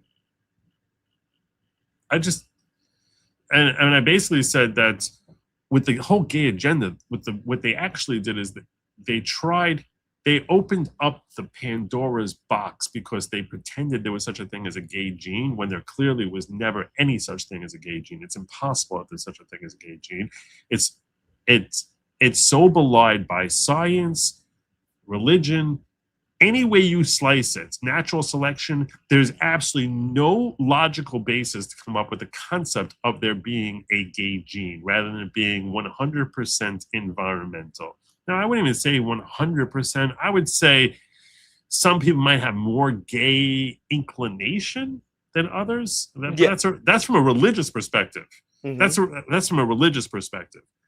From a non-religious perspective, there's zero reason to think it. Like, it doesn't make any sense at all. If you're just looking at it from a purely scientific basis of a species looking to propagate and survive, that's an anomaly, which would make propagation of the species impossible. So it wouldn't generate over and over again, and it wouldn't be any more likely to generate than someone who is can only. And when I'm talking about a gay gene, I mean is someone who can only find happiness through homosexuality and could not find happiness in a heterosexual relationship, could not be attracted to a member of the opposite gender. To me, this is thoroughly illogical. It's no more likely to have that anomaly, which doesn't help the species, doesn't help self-propagation, is inconsistent with your natural survival instinct. It's no more likely to have that than to have someone who can only be happy by having sex with panda bears. I mean, I agree with you. It doesn't make any sense. Like why would or some other gays species are either made or recruited is basically what you're getting at. If you want to base everything down to the 100%. base level animalistic monkey brain. But because and if someone wants to choose that, my perspective is okay, go ahead, choose it. That's fine. That's not my call. You want to make that choice. I don't think that's going to long-term lead to your happiness, but you're not asking my opinion on this. I'm not your spiritual advisor. I'm not your mentor, your God, your guru, or whatever. You want to go do that, power to you. Go do it. It's not me. So go do that. But don't sit here trying to pretend that this is something you were born, that you had no choice, because that way, if you say born and had no choice, that engenders sympathy, where it's like the same way you wouldn't mock someone or put someone down for being born an albino, you wouldn't mock someone or put them down for being born gay, because what kind of jerk would do that? So that's why they spread this. It was part of the gay agenda to spread this lie. And the danger of this lie, the reason it's such a terrible, terrible lie, is because once you get the public to accept this lie, that someone can be born with a gay gene, then you can be born in the wrong body. Then you can be born with someone who can only be happy through pedophilia, through bestiality, or any other sexual anomaly which does not lead to further propagation of the species. Yeah. Because why would one anomaly be more likely than another? It's logically, it doesn't make sense why it would be. So that lie, which will never be proven to be true because it's complete BS, and the best you could hope for,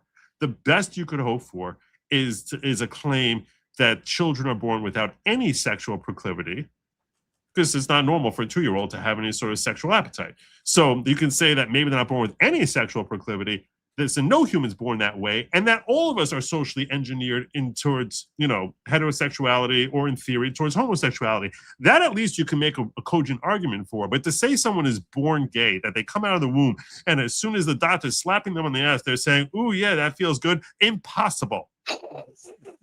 Why'd you do that? Why did you do that? It's impossible. Don't make that joke. That's weird. That's you're right. That's what they're saying. I mean, I agree with you. I think, like I said, they're either recruited or made from some form of trauma in their in their past. Or they saw something, or or they have insecurities. There could be a million different things. Yeah, that's what I'm saying. There's always so many things that if happen. they're insecure around Well, that's women, usually when they're recruited, though. It's because of insecurities. What happens is you have people that go, "Oh, well, you don't have a girlfriend because have you ever thought that maybe you're gay?" Huh? Yeah.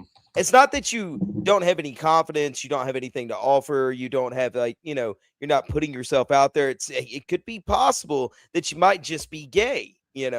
No one's ever proffered a claim that people can only be happy by engaging in incest. They can't be attracted to anyone unless they're an immediate family relative. Well, now you're attacking my state. Okay, let's not take these analogies too far. But that's even closer towards as far as the physical relationship. You would think that would be close to that. It would be a more natural thing for people to have a natural proclivity that's the only way they could find happiness.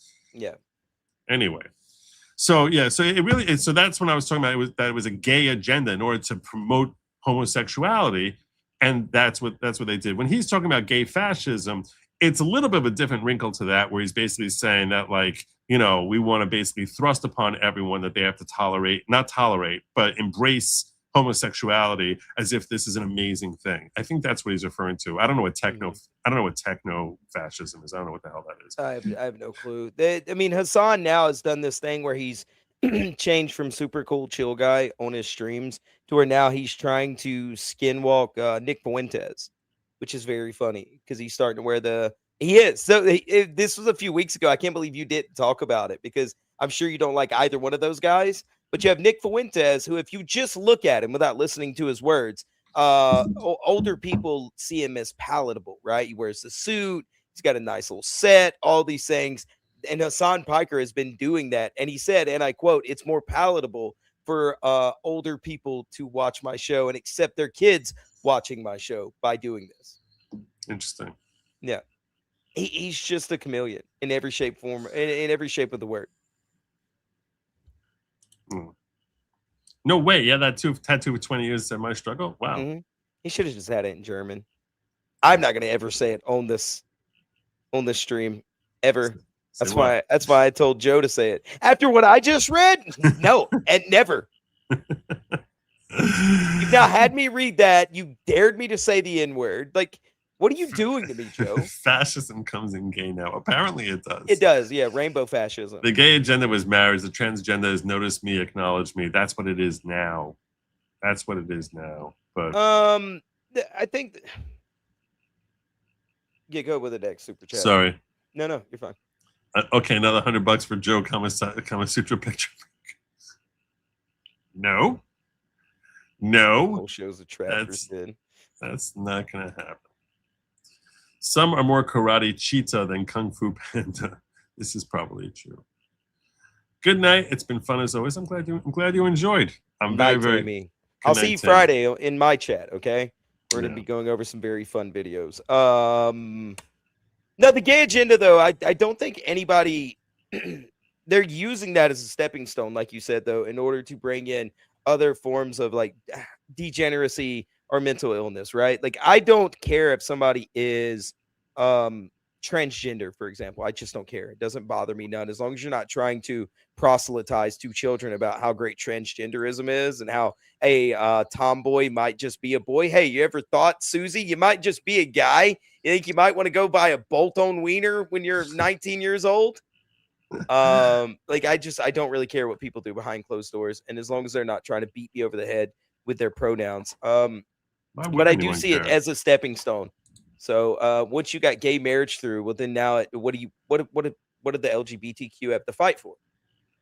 You know, and it opens the door to all these other people, and we've seen it for years now. We've seen it on Twitter. If you haven't been paying attention, if you don't have your eyes open, you have them changing the word of, like, pedophilia to MAPS, right? The minor attracted people, and you have them trying to. There's been articles written.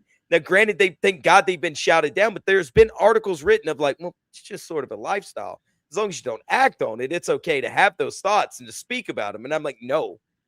So all this stuff is absolutely crazy. What the left wants to do is always baffling to me. Like, can you just stop? Can we just worry about, like, hey, how much are my groceries? Are we protected? Are there a lot of immigrants here? And where are my taxes going to? Can we just do that? By the way, I noticed that gas here is up to $5.30 now. I told you, it's crazy. When you start looking at it, it's reaching new highs here. I said it, man. Everybody, when I said how much it was here, everybody's like, "Nah, man, it's not historical levels." And I went back and the prices I was seeing today is higher than I've ever seen. I got my mom in my life because I do real estate, right? So I got my mom to go into my files from like 3 years ago and pull some of my receipts for the gas that I had purchased. No, it was never that high, man. It just was not that high. I'm sorry. It's not. Yeah. Everyone's like, oh, go to Sam's Club or Costco. No, it still doesn't matter. It's still way too expensive. What are you doing, Trump? Before we move on from elections in California, we should reference Nithya Raman, who went down in a blazing, humiliating defeat on Tuesday in California. She was the third candidate out of 500 and to run for LA mayor against Spencer Pratt and Karen Bass. She finished third. Karen Bass is known to be a communist, like literally have training in Marxism. As far left as she is, Nithya is supposedly further left than her. And she used to work for her and now is trying to unseat her. And after she lost, this was Nithya Raman showing how a true leader handles loss of an election. And to my 10-year-old twins, Karna and Kaveri, I've been a candidate for something as long as you can remember. And you've had to live through it with me. And you've been so patient through all of it. Thank you.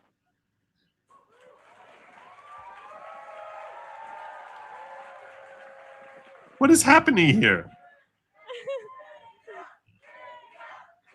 What is happening?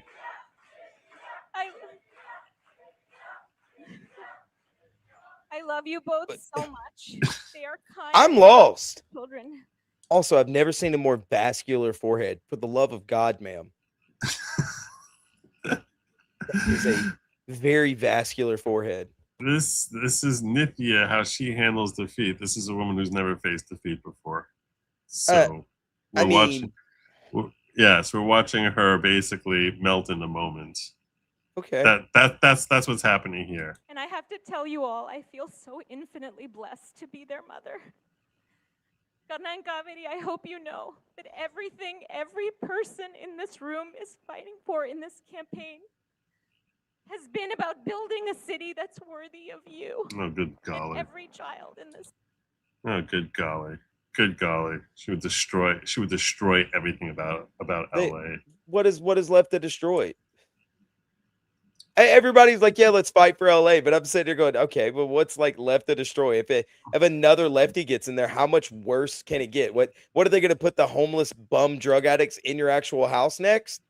They've already been putting them up in apartments and all kinds of stuff just randomly, and they've turned into just, dope dens. They could borrow another couple $1 trillion. That'd be great. I think that'd be fantastic. So they could spend it on drug addicts and Somebody giving said food to the homeless. Send that Sanskrit on her forehead.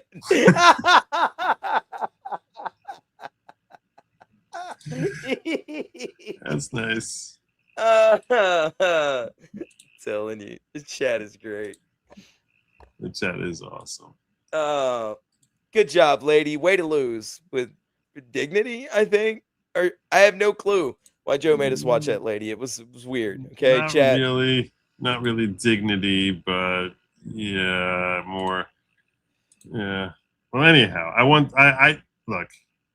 I thought you should appreciate, how a mayoral candidate is supposed to handle the loss. Should handle the This is what you do. Speech. Yeah, you go out there and you cry and you start mentioning your kids and how much you love them instead of just going, "Hey, we lost, okay, bye. I'm going to get drunk." That's what I'm gonna do. I'm gonna run for local politics and immediately lose on purpose, and then give a crying speech and post it to YouTube. So I also wanted to share with you was I opened the show up by sharing a clip of Rubio and Besant. There's a lot of clips going around X today because they had some golden moment. They both appeared before Congress and were basically dunking on Congress and different Democratic House members today. And one of the things that came up was a gentleman by the name of Bill Pulte. You probably don't know who Bill Pulte is. Mm-mm. So he's basically the chairman and head of the Trump administration's mortgage foreclosure division. And he's been elevated to the acting director of national intelligence to step in on behalf of Tulsi. That's a lateral move. That makes sense. Yeah. I think that's a pretty big step up. That's a lateral move right there. Good job, Trump, on just really shifting sideways with somebody with an expertise. This has a lot of people questioning what are we doing? How did that happen? That's what. Yes. So, and some people who are some people who are very, very bothered by this, very, very concerned by this, are folks on the left. They are very, very freaked out by the notion of him coming in there. I'm trying to find my clips on this, but just to give you a little feel for for Bill Pulte. And oh yeah, that is breaking news. Somebody in the chat is what? House votes to halt Iran war and rebuke to Trump 1 hour ago. BBC is what I. Yeah, my wife was telling me I should talk about that. I would say before tomorrow. I was thinking about talking about it. I was thinking about talking about that. I addressed last week the impact of such a vote. Yeah, I think we did it on Wednesday. We discussed it. Did I? I think so. We at least brought it up. Me and you talked about it because that's been a big thing since I've been doing the show with you. A lot of the highlights of the Iran war or the Iran issue, whatever the heck you want to call it, I don't care. Have sort of happened while I've been co-host with you on Wednesdays. So, yeah. So I really wanted to talk about Bill Pulte and why it is that the left is freaking out. Yeah, why would they be freaking out? Go ahead. Just give me the story of this, because the only thing it makes me raise an eyebrow, because I go, well, like I said before, that's a really good lateral move right there, Trump. Way to put somebody in that seat with some expertise. The guy was working on what would you say, foreclosures?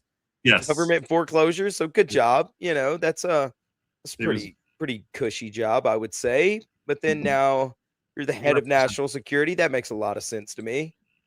Okay, well. First, let's hear from Scott Bessent, who is not a huge Bill Pulte fan himself. He was asked about that when he was dealing with his little congressional hearing there. This was what he said when he was asked about his relationship with Bill Pulte.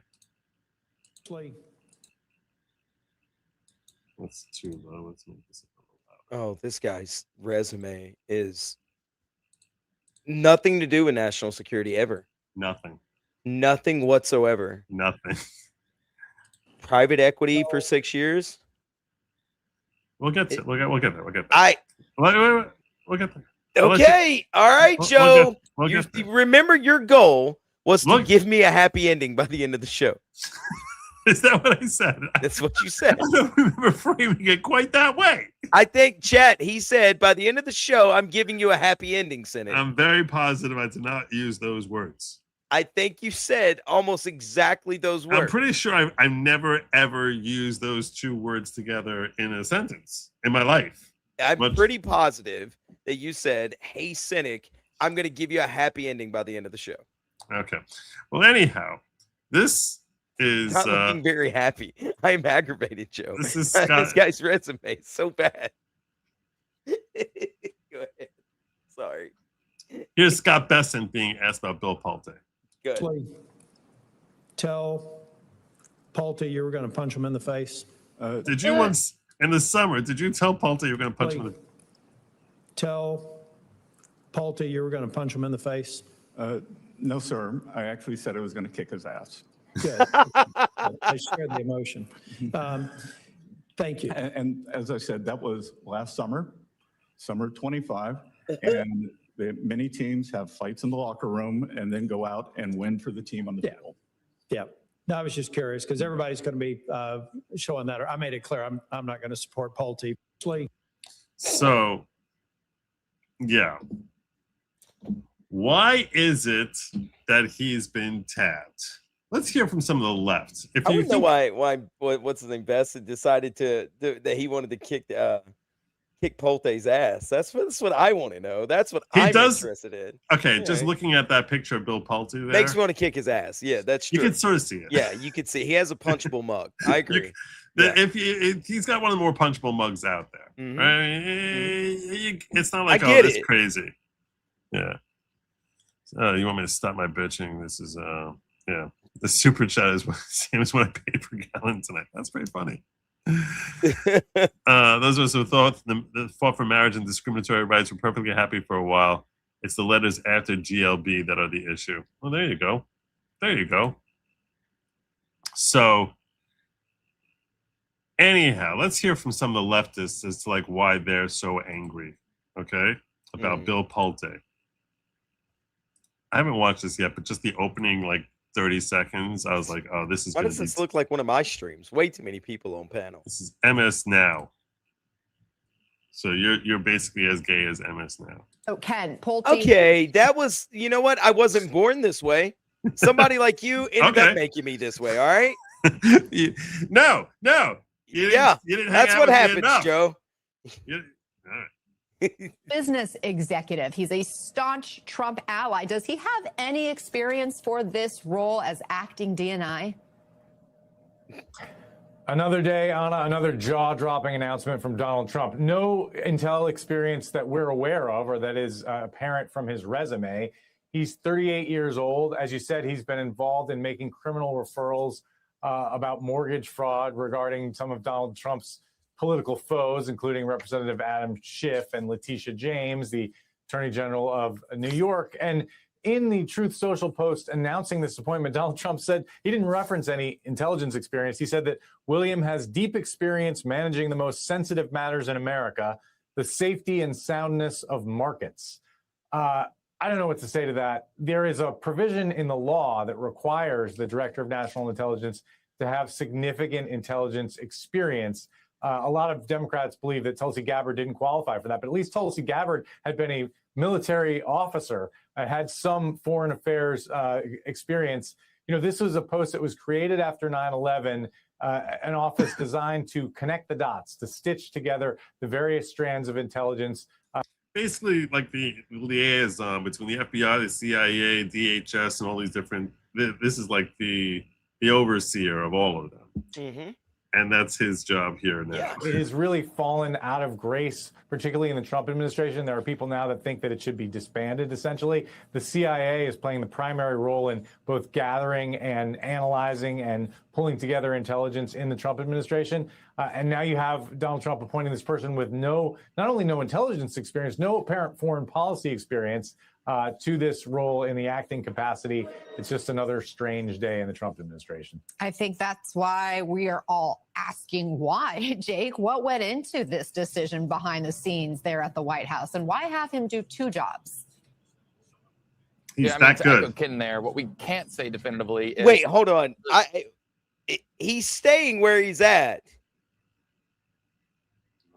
as head of the finance department, and then he's going to also be the on head the of side. He's going to moonlight for side. Homeland Security. No, not Homeland Security. Director of National Intelligence. Director of National Intelligence. My bad. Excuse me. Over DHS. You know what? My bad. Over DHS. My bad. Excuse me. He's just gonna. You know what? I'm gonna pick up a side gig. Okay. Right. Yeah, it's a side gig. to any expertise in terms of national intelligence that Pulte may have. What we can say confidently is Bill Pulte has positioned himself as someone who is an incredibly loyal individual to Donald Trump, which we know in this administration carries significant weight. Look, he was chairing he was head of the Federal Housing Finance Agency, nothing to do with national intelligence, but repeatedly Pulte throughout Trump's second administration has very publicly pushed for the prosecution of some of Trump's enemies. One of those most famously was Letitia James. He did that from the Oval Office months back. Officials say that Pulte has positioned himself in a way that he talks with Trump regularly. He's someone that has very privately and publicly been incredibly loyal to President Trump. This is also someone who officials say has sometimes angered folks within the Justice Department because of how publicly he has pushed for the weaponization of political enemies of President Trump, despite any really... They hate him. They hate him because he's the one who's going after Letitia James and Adam Schiff. Yeah. So they can't stand him. It makes them very, very angry. So this is the Bulwark, very big, very far leftist publication. Bill Pulte is a putz, but a dangerous putz. The East Wing of the White House is still just a hole in the ground while funding for the ballroom languishes in Congress. But Donald Trump is warming to some of the White House's other cool new features, like the pop-up UFC arena on the lawn. We're building something in front of the White House that's quite attractive to a lot of people, Trump said, a TikTok film from the Oval Office yesterday. The Eiffel Tower, he noted, had begun as a temporary installation too. So, hey, why not at this arena? I'm looking at it. Maybe we'll never, ever take it down. Anyhow, so, but,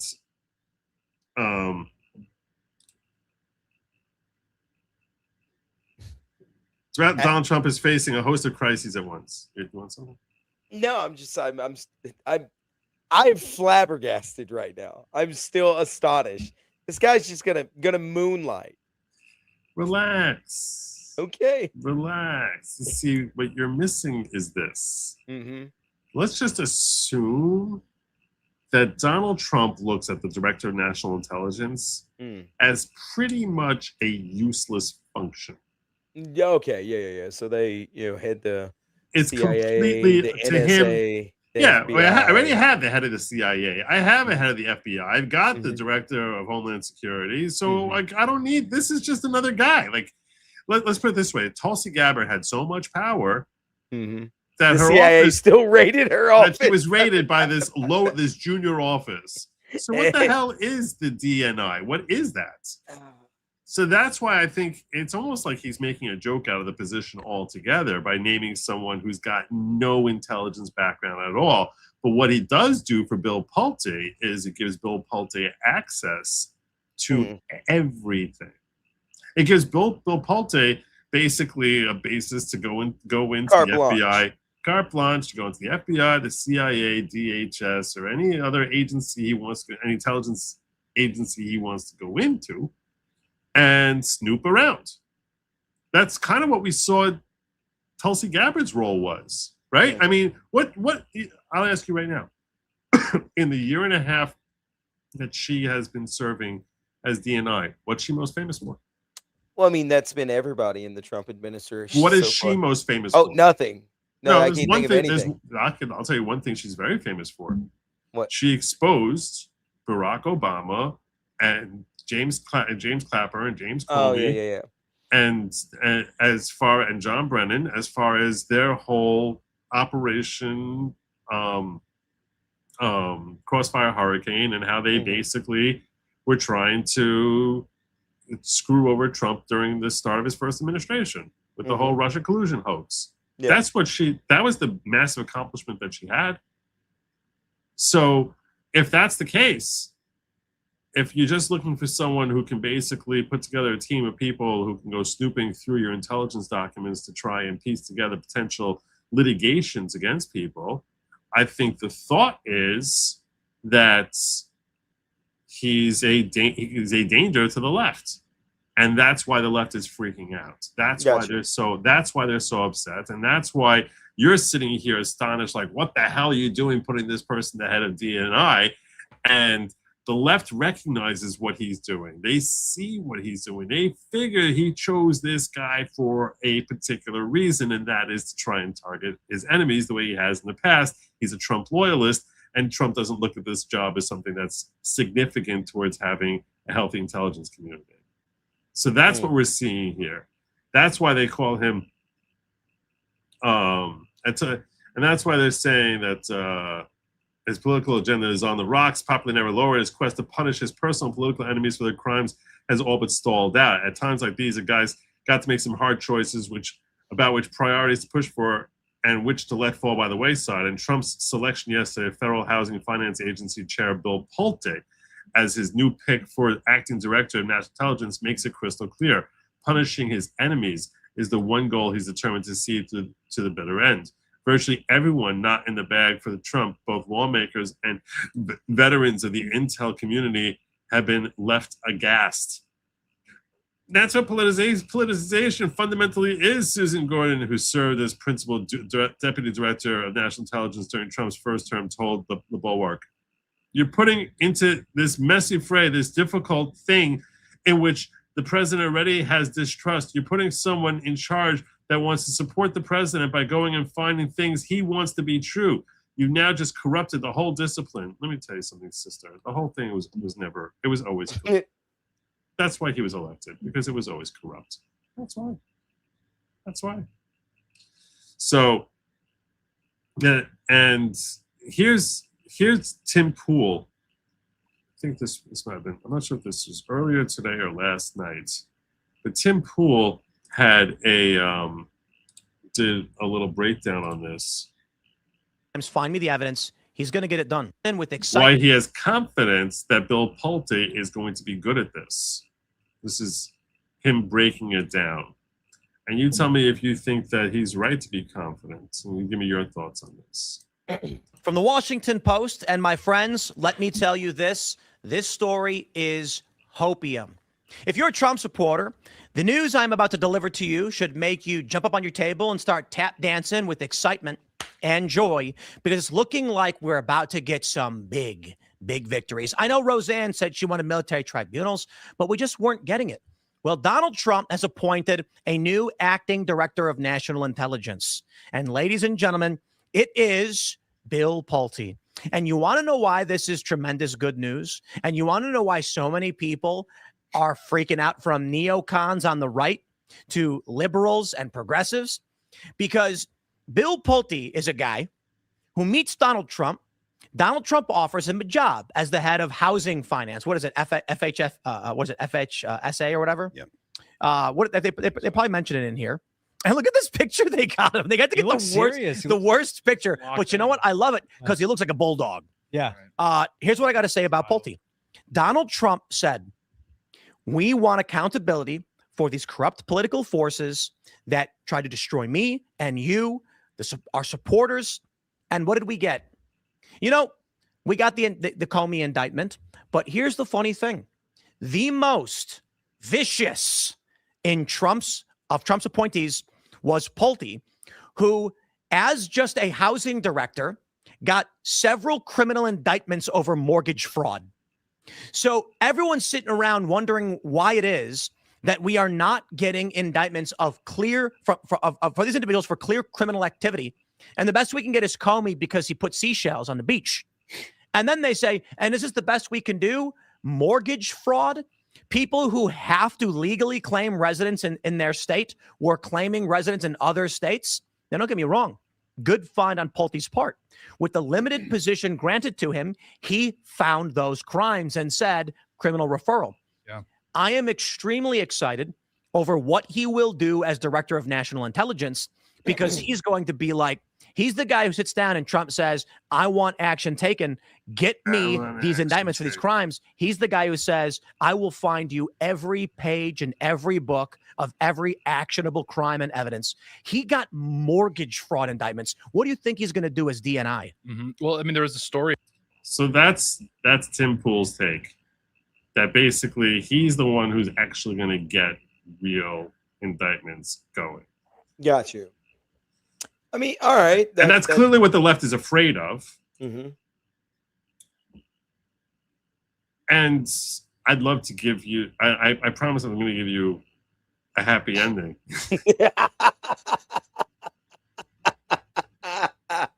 Yeah. Lock it in, boys. Yes. Okay, so you've kind of sold me on Bill. My problem is he does oversee a lot of things. And what does that stop from the CIA or any of these other people doing exactly what they did to Tulsi Gabbard to keep him from doing what Trump wants him to do? So you think that Tulsi Gabbard was stonewalled by the FBI, CIA, and those agencies? Yeah. It's possible. It's possible. That's where my head always goes, because I don't think these guys, I think they report to Trump and they go, yeah. They give lip service, right? But I do think that all these organizations, right? CIA, NSA, FBI, are all entrenched with old guard that are going to be there and continue to be there until they eventually age out, and then they're going to do some sort of nepotism thing where their new lackey shows up and takes their spot that they've been grooming for this entire thing, this entire time, and it just business as usual. And that's, to me, seems what our intelligence agencies have been since what, the 60s? The 50s? Yeah, right. And look, it's very, very possible. What you're saying is very, very possible. If that's the case, then there's no answer, right? Yeah, that's true. But I will say firing this. Everyone. And somebody said ding, ding, ding, Zing, got it. Here's another thing though, but let me, because I hate doom and gloom, I hate pessimism. Also, this guy has no loyalty to any of these people in the CIA or the FBI or the. He's a complete outsider. He's a complete outsider, and if he's got enough stones and he knows how to work the system properly, well, then maybe he can get done what he needs to get done. But we've seen it since the 50s or 60s. So you're tempering enthusiasm because you're basically like, it's hopeless. Yeah, most of the time in our political system these days, it just really feels a lot of like, gnashing and baring of teeth, and just going. You suck, But not, Yeah. no, you're a thief, you're corrupt, you suck, no repercussions. Yeah, I'm not a black-pilled person, so Chet, don't get me wrong. I always try to give myself a silver lining or something of hope, right? I'm gonna explain something to you. Mhm. All these times you end this show in a bad mood, Mhm. it's not because of me. I'm a white belt. It's because you're starting from Not- such a sedimentary, low Don't say position sedimentary. Who went to the gym today? Don't say of black sedimentary. pilling, Use a doom and different adjective. gloom, of black plume, and sinking into the earth with your doom and gloom. That it's like, okay, what do you want me to do? What do you want me to do? I can sit I'm here not having saying you. no. I could sit here making you cackle with laughter for 3 hours straight till my audience is like, stop that giggling idiot. And they start DMing you about my laugh. DMing me like, just get him off. I can't handle it. And I'm like, no, dude, you don't understand. He's like my living laugh track. That's the reason I bring him back here. That's why you like having him. That's the only. It's not funny. There's nothing funny now there. you're just getting defamatory. Okay. There's nothing good there. He's literally just a human freaking There's laugh no track. intelligence. I'm like, I can't understand what I assume his show is literally just like it's like from Idiocracy. It's like he just shows clips of like someone getting kicked in the crotch, and you just hear him laughing and laughing. Most That's of the time, basically it's that's me what I just assume his show is. Yeah. Thank you. But my point is, no matter how much I make you laugh, at the end of the day, the doom and gloom that comes back from your life is just like, oh, woe is me. Joe, all I'm Woe gonna is say is me. this is weird foreplay for a happy ending, okay? I know I'm an optimist. I really am. I see hope in all this stuff. I get really aggravated with the do nothing politicians. So aggravated. Because I'm a dumb guy from Alabama who's never claimed to be some super Mensa intelligent person. And I can see a path forward. And I'm like, why aren't you guys doing any of this space stuff? I was gonna attack Tim Pool's perspective on this from a completely different angle. Were you? Yeah. Go ahead. Yeah. My attack was going to be that those mortgage fraud things that Pulte unearthed. Yeah. Like anyone who's been following MAGA in politics for like a year knew about both Schiff and Tish James. This was not something he discovered. It's like, oh my God, there's gold in them thar hills. No, we all know. We were speaking about this when Trump was being indicted. We were screaming about Adam Schiff. We were screaming about Tish James. Yeah. So sure, when he came in there, that was back long before he was elected a second time. So it's like you're telling me, Tim Pool, like you're so excited. Like this is a guy who found out about Tish James and that. It's like found out. It's like, how did you not know about this? You're like the king of social media, and you didn't know about this. Everyone knew about this. So I don't know what cred he has to actually dig up dirt. I like the fact that he's willing to shine a spotlight on that which we know, and that the rats want to keep well hidden and in the dark. So I like that. That's a good sign. That's a positive sign. But just as far as his competence to actually weed out things that you and I do not already know, I don't know why we would have that confidence in him, given his track record now, huh?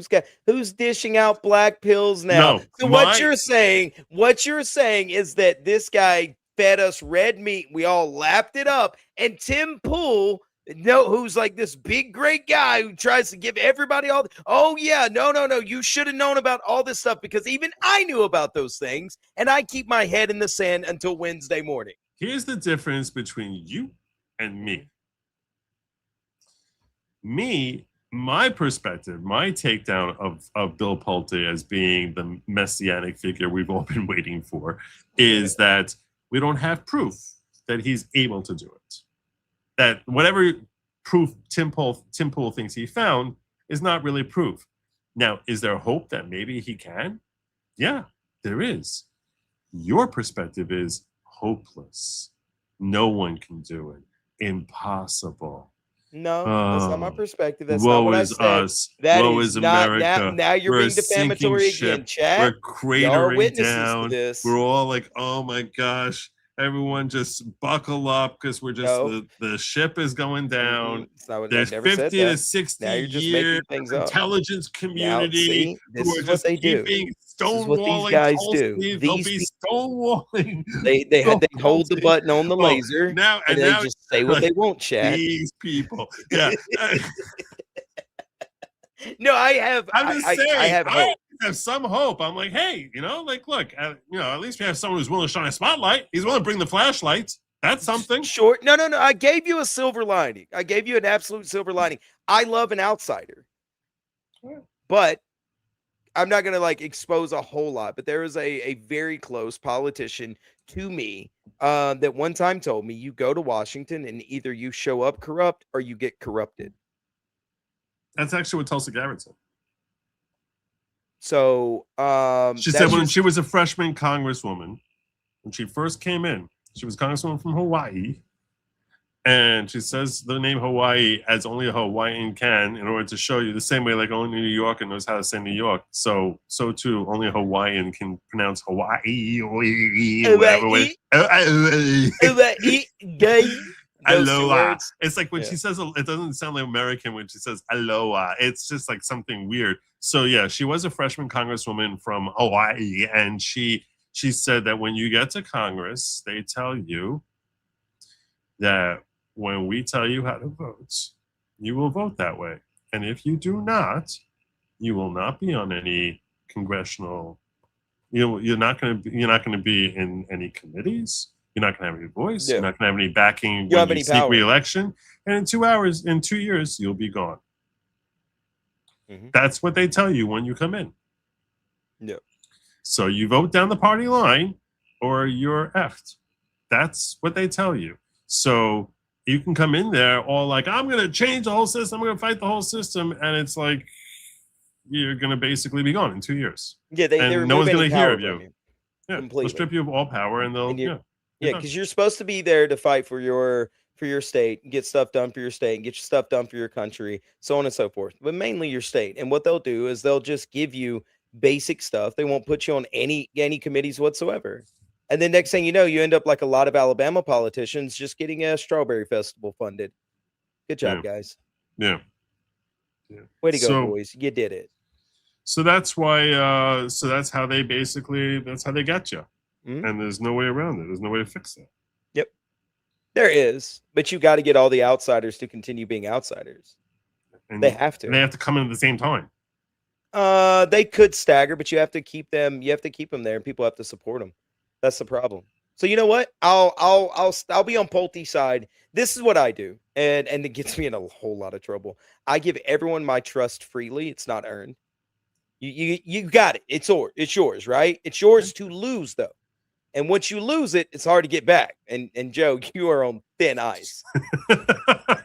By the way, I appreciate the warning. But no, I'll do that to Pulte. We'll see what he does. But yeah. And that's kind of how I approach Pam Bondi. That's how I approach everyone who comes. Oh no, I knew Pam Bondi was going to be a I was like, let's give her a chance. I said I'll give her 9 months, and after 9 months, I was done with her. I was talking to Jim. I used to do another show with a bunch of older guys, and we always talk politics and stuff. And I knew Pam Bondi was a joke the moment that she got announced. I was like, oh, this is bad. This is real bad. This is really, really bad. So. It's really bad. Fans, Santiago Space Outlaw says, Joe, what if the purpose of a super chat is because your reaction is entertaining? Are you not entertained? That is part of the show, but that's part of contributing to the show, right? Is because if you like the way I'm going to react to it, you get amused by like if you poke fun at me and see me like blush or get angry. So yeah, that's definitely that's 100% part of the show. That's what you're purchasing there. So I almost feel like it's almost like a little bit of a gauntlet, like when people will like basically send a super chat like, is Joe gonna laugh or is he not gonna laugh? You know what I'm saying? Yeah. Like yeah. And it's not like I'm sitting there and I literally, if it's funny, I'll laugh, and it's not. If I don't think it's funny, I won't. So. You got to learn how to you got to attaboy the chat. Is what you got to do. You got to attaboy them. Yeah.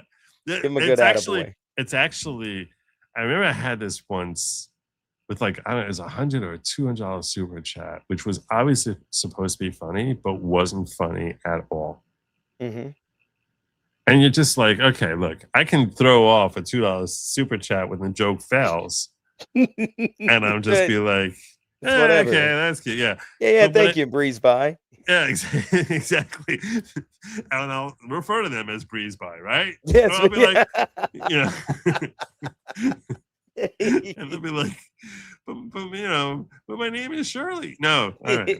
So, but if it's $100 super chat, oof, then you're just sort of like, oh God, how do I save you here? I want to save you. I'm trying so hard to save you. Be thankful. So what you do is like you be overly thankful for the amount is what you do. You go, oh man, thank you so much. That is great. And you lean into that is great with the amount, and what you phrase it the right way, and you trick them into thinking the joke is great. It's almost like they're trying to make me feel as awkward as possible. You know, because it's like, I know you're not going to think this is funny. Yeah. I know you're not going to, but you're going to feel so obligated to treat it as if it's funny, but then you're not going to want to be like disingenuous to your audience, and you'll be caught in this like middle ground place. Mm-hmm. Yeah. And I was just like, yeah, it was. I'm going to find more quotes from that guy that I had to read his governor's statement, and I'm going to start super chatting you $100 to make you read those quotes. No, when it's something that's obviously supposed to be funny but isn't, that's no, much I'm gonna worse. put LOL at the end of them, so you have to. It's a very tricky line to walk down, because that person was not doing it on purpose. They just were trying to be funny, and they just weren't. It is one of those things. So I've got people that really don't like me, and that's what I say all the time. Is like the guys that I do cover a lot on my show. It's not so much they don't like me that makes me mad. It's the fact that they're not funny. And it's like, come on, man. There's so many. Yeah, like I need you to be funny. I need you to be entertaining. If you want to do a little tit for tat, go back and forth, and it's not there. And then I'm starting to notice like people mirror me, like they pick up on like what I do on a stream, how I run a show, and all this stuff. And it's not funny the way they do it. And I'm like, come on, guys, what are y'all doing? Yeah, it becomes cringe. It becomes yeah. You start questioning yourself then. Yeah. And apparently Joe's been grooming smaller channels. So yeah, I mean, we're at 1,071 subscribers now. Nice. So when I started over here, we were at I think 300, 400 something. And yeah, we're at 1,070 just in a few months. So this chat is awesome. They've been really, really good to me. They are amazing. And Uzelian says FF's S-Cast is nothing more than short jokes about sin and people talking in Lincoln Park about that's what we did last gorilla night. Songs. Yes, that's exactly what happened last night. Songs? The band Gorillas. Me and my co-host before the show, the night before, we were like, all right, I'm going to do a special Tuesday show. I wanted to cover this certain video. The guy took it down. But like when we were talking about what we wanted to cover, he started quoting Linkin Park song names to me. And then I started doing it back to him. And somehow it bled over to the show for 3 hours of him trying to just aggravate me with that situation. It was fun. Everybody had a good time. Right after a while, you get so numb to it. I hate you. I hate you so much. I hate you so much, Joe. I hate you so much. So bad. Oh, I don't know. That's literally the only title I know. So. I can't wait till we get in the end of this show. No, there you go.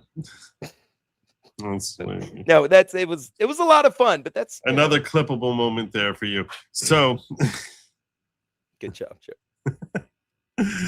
Yeah, so sin wants it in the end. Actually no, okay. All right. The gay jokes are starting to get hurtful. I don't like men's no more. So I'm gonna start playing that clip every time somebody says it. You never seen that? The black guy in church that he said the preacher saved him from being gay, and he's like, I don't like men's no more. I've been delivered. That's great. great. Not a cult says, actually, I like this plan. Anyone working in FBI, CIA, IRS, EPA, etc., should only do it as a part-time side gig, or preferably not at all. It's great. That's a good idea. Yeah. It's a phenomenal job. No gay jeans. Sin is wearing his right now. No, I'm wearing gym shorts, okay, and a hoodie like a proper black guy, okay. Nice. How about that? Please don't bully the guests. I would never. We knew about Obama and the deep state too. This is true. He's saying Tulsi didn't really enlighten us. Tulsi gave us. Tulsi, what she found was what was in those burn bags. So what she found was documents which actually, we all had a hunch about it, but we actually found the original intelligence reports which contradicted the findings that were presented in that 2017 report. So we did not have that. We did not know that the intelligence community, before Tulsi Gabbard, what she introduced that was new last July, was that the intelligence, the FBI and the CIA specifically, they knew that Russia had all this negative intel on Hillary that they held back. And that should have informed anyone who was clear thinking or part of the intelligence community that they were saving that in expectation of Hillary winning, not trying to keep her from winning. Because if they're trying to keep her from winning, they would have leaked that out through whatever channels they felt appropriate. They never leaked that out. No one ever heard those claims about how she was hot-headed lunatic on drugs, depressive, bipolar, and all those other weird things that, the issues that she had that they kept in abeyance until after she would win to use against her, meaning that they almost were hoping she would, if anything, they were hoping she would win so that they could undermine her administration. And yet Obama lied and told us that they wanted Trump to win. So that was information she brought that we did not know before. Wait, now we want to keep the ones who don't vote the party line? Now we realize the only ones who didn't get corrupted? Oh, blah. It's not, that's not exactly what we're talking about. But blah. You're a little off base. He's never going to let it go. He's never going to let it go. I know. I've been here for a while. The wound is still fresh. The wound is still fresh. I get it. Joe, you meant to say sin. The difference between you and me is circumcision. Good night. Everybody, don't forget to tip your waitress on the way out. Nice. I am delivered. I got the clip, by the way. You want to share it? Yeah, I can do that. Give me a second. Let me go to the shorter one. It's like 30 seconds. Oh, it is. It's hilarious. I've always thought it was hilarious. Anyway, let's go here. It sounds like it's got strong potential. Yeah, if you're ever doing like a show about like gay stuff, you can always use this for the intro. So let me know when you're ready. I'm not gay no more. I am delivered. I don't like men no more. I like women. Women. I say women. I'm not gay. I would not date a man. You are. Yes, you are. You're so gay. I will not carry a purse. I will love a woman. A woman.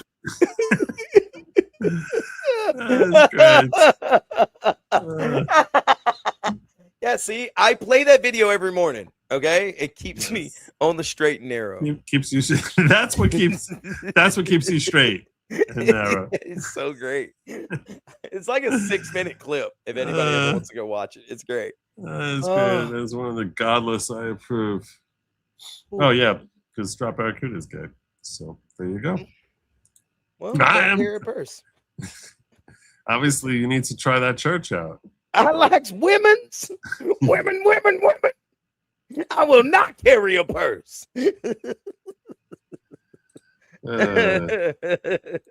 A fanny pack, though, depending on the environment, potentially, though. No. You're out jogging in the desert. See? Now you're thinking about it. No. All right, man. Where am I going to carry my gun? In your shorts? Have you ever tried to go jogging with a pistol? No, it doesn't work. I just carry a gun bag. I carry like a sling bag. You know, over your shoulder. Yeah. Get a shotgun. It's a great idea. A voice in the forest. Somebody says, "Wait, what?" Yeah, that's a classic video. You should play it every time you're, having doubts. If you're gay. Lady Logic was laughing at me because before the show, I came here for a wedding. Mm-hmm. Yeah, you were telling me that. I did some drinking at the wedding, and I was just like, and when I came home, like it was 9:45 my time. I'm starting a show 11 o'clock. Yeah. And I really didn't have my topics Mm-hmm. sorted at all. I didn't discover the Bill Pulte thing until 10:15. Yeah. So I was just like, and I need to be like jazzed up. So I just started blasting music in my headphones. And I was like, sort of like, I was really like dancing to it. Yeah. But like Lady Logic doesn't hear anything. So she's just like sitting, she's like laying in bed there, just watching me, just sort of like air drumming and going. Yes, air drumming and air drum dancing. So yeah, and she's like, what are you listening to? And I was all my self-control to not be belting out Pepper from the Surfers, if you know if you know what I'm saying. I don't mind the sun sometimes. So I gotta do that before a show sometimes. So you get jazzed up. Music really will help jazz me up.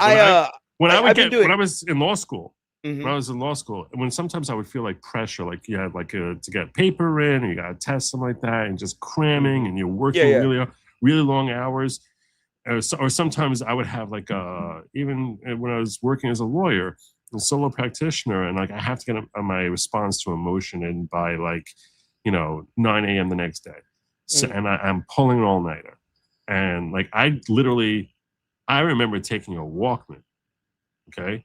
And literally going out into the street at 3 o'clock in the morning and just blasting it and dancing in the middle of the street. That would just sort of wake me up. Okay, now that's a little much. I've been doing research into the Jacksonville. It's called the Jacksonville drill scene. It was this group of rappers. A guy just got killed. They did his trial. And it was two gangs, ATK and KTA. That's where my profile picture came from. And they rapped about their murders and all their crimes in their songs. And they went back and forth for years. So you have to go listen to their songs. And so I've been listening to this rap music and taking notes. And I'm catching myself going, getting real, amped up to go do stuff like crimes or something. It's crazy. Nice. So it's good stuff. But no, it's you should look into that trial though. The Fulio case, the Fulio murder case. Fulio, yeah. He was a drill rapper in Jacksonville that got killed. It was, like I said, two gangs for years, and they hid all of their stuff in that. Well, didn't hide it, but they put everything that they did, all their murders, in their songs. There was a Key and Peele sketch on that. Mm-hmm. This is real life. I would share it with y'all, but you probably get popped real hard. Not probably, definitely would get popped. They are notoriously evil about sharing it. So I've been be the whole reason people watch your 6-hour stream was for the 90-second clip that you threw at the that whole thing.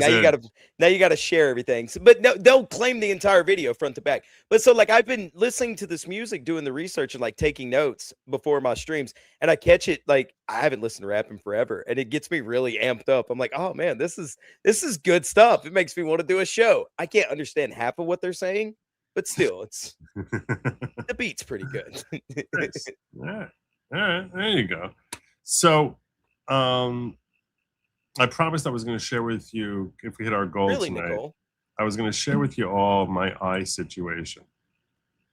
So I want to keep that promise now. So I'm going to tell you what happened with my eye today. Those of you who are new to this show may not be aware of this, but all kidding aside, I am dealing with a very serious eye issue. That it basically, when I wake up in the morning, it would feel as if my eyelid was glued to my eye. It was very, very painful. I've been fighting through this thing and taking different steps along the way for 9 months. In fact, last week I was sitting here like this the entire night. Without glasses, I can't read the chat at all, or like anything I share with you guys on screen. And then you make it darker, and I basically was driving blind last week. So, because my eye was just like that bad. And I've been to 2 different eye doctors, and upgrading each time from like my local guy to the guy who's supposed to be like the expert, and then like he basically gave me amniotic treatments and putting a contact lens, and I basically have like a piece of a placenta on my eyeball, and these plugs that they put in your eyes. I mean, I can't even tell you what I've been doing to try and fight this situation. And finally they're like, that's it, you need surgery. That's the only thing that's going to fix this is laser surgery to fix because they said I had corneal erosion. Mm-hmm. My cornea is just eroding away. So it's very, very painful. If you ever had a scratched cornea, so imagine waking up with a scratched cornea every day. And it's been of late, it's been so bad that I sometimes wake up in the middle of the night because like I'll have a dream and like, your rapid eye movement, like during your dream, like it just start moving and it's like, ah, like in the middle of the night, you wake up. It's very, very painful. The doctor when I went with my wife to that second doctor, so he's like, the one who really notices it is her, right? Because in the middle of the night, right, you just feel that hand clenching your arm. You just sort of like, I don't scream out loud. I'll just sort of like, grit my teeth and make, ball my fists and just sort of like, fight through the pain. But it's really painful. So today I went to meet the surgeon who's supposed to give me the eye surgery. And he told me, you're not getting eye surgery. That's not what you need. You don't have, he looked at my eyes. He looked at they have a machine there. Yes, a placenta. They put a piece of a placenta in my eye, Reese. That's what they did. It's like an amniotic thing. They take it from a placenta in order to help your cornea grow back together. And they cover it with a contact lens you wear for 6 weeks, and you have to keep flushing your eyes so that so you don't get an infection and taking antibiotics for your eyes. And I had it in both eyes, which they said is very unusual. Usually someone will get in one eye. It's very unusual to get in both eyes. My right eye is much worse than my left, but I would still get sometimes in my left eye. I ended up getting placenta treatment in both my eyes. So I don't know what's giggling about this. I don't know what's so funny about what I've said so far. Funny parts are coming. Funny parts are coming. But anyway, so I go in there. Now you have to understand, my sister had the same thing as I had. So, and they were saying it's a genetic thing. Like literally the same time as me. We were both like, oh, what stage are you at? And she was like always a few weeks ahead of me. She ended up getting eye surgery a couple of weeks ago. But she could not stop complaining about not the doctor, but the back office woman. Okay. Now my sister is nicknamed the Hammer because if people aren't handling things the right way, she's the Hammer. She's the Hammer. There are that's nicknames that people would give to someone like that. She can come in very forceful. Okay. And she was very, very frustrated because she was dealing with a lot of pain. And she can't get a hold of the doctor, and they gave her some liaison to deal with. And she's like, this woman is a nightmare. Like, she talks down to you. She's impossible to reach. You can't call her. You have to email her. You have to wait 6 hours for her to get back to you. I'm screaming in pain and waiting for her to get back to me. She was telling me, don't go to this doctor, don't go to this doctor, don't go to this doctor. But then I got my wife on the other side of it. And she's like, this doctor is covered by our insurance, which, like, good luck finding a decent doctor. And I was like, my only choice is like, do I want to go with, Dr. Jewistein, which, yeah, or Dr. Mujib. And I'm like, Mujib, and I'm like, no, I don't, this is like my freaking vision, for the rest of my life. And I want to go to Dr. Jewistein. I don't want to go to Dr. Mujib. So, if I can't figure out how to spell your last name, when I hear it. Remember, chat, he got me to say the N-word once. Now listen to this guy. If I can't figure out how to spell your name, I don't want you taken care of. Yeah, if Vital it organ of doesn't mine. end with a precious metal, I get it. You don't want to go see him. 100%. 100%. That's right. That's right. Yeah, no, I'll admit You it. know what? I'll admit Yeah. it. You know what, Cynic? Yeah, that's right. And I'll tell you something Nepotism. else. No, I'll tell you something else. Go You would ahead. say the same thing too. Okay? You want someone, you want a Goldstein? You want a Cohen? You want a Weinstock? This is what you want.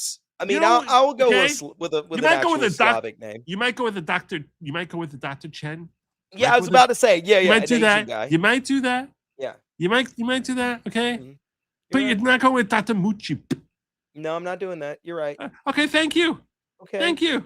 I walk into their office and there's like, you know, those fertility statues from Sudan. I'm probably going to turn around and leave. Yeah.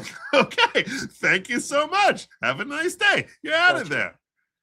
Anyway, so I got my sister telling me I'm crazy if I go to this Jewish doctor that she had because she hates the back office. And I got my wife. That's not the doctor itself. She's like, all I care about is the doctor. So you deal with, so if they have some lunatic, you know, crazy biatch there, like whatever, so it's just, you deal with that. But, you know, the one who's doing the surgery is the one that's the key here. And if, you know, she has zero complaints about him, everyone raves about him on, you know, his reviews go through the roof. So go with this guy. Yeah. So I basically have been felt like torn here between, you know, different forces. Like, where should I go? I ended up going to the same doctor my sister used against her recommendation. And I went in there today. So he's asking me different questions. And I don't want him to know that, like, my sister was treated by him like last week because she left such a harsh Google review on them that they do not like her now. Like, now it's like, I'm very certain that the feeling is very mutual. So I'm like, I don't think I really want them to know she has a different last name than me now because she's married. So I'm like, I don't know if I. So they're like, does anyone else in your family have any history of issue with the cornea? And I'm like, yeah, you know, my sister. So they're like, oh yeah. So what kind of treatment did she get? I'm like, I was going to say she was here last week. I'm like, well, she ended up needing eye surgery. Like, oh, okay, you know, they, like, I'm describing like her thing, and I'm like, please don't put this together. Please don't put this together. Please don't put this together. And he's looking at my thing. You know that they're able to test. This is an amazing thing that they could do.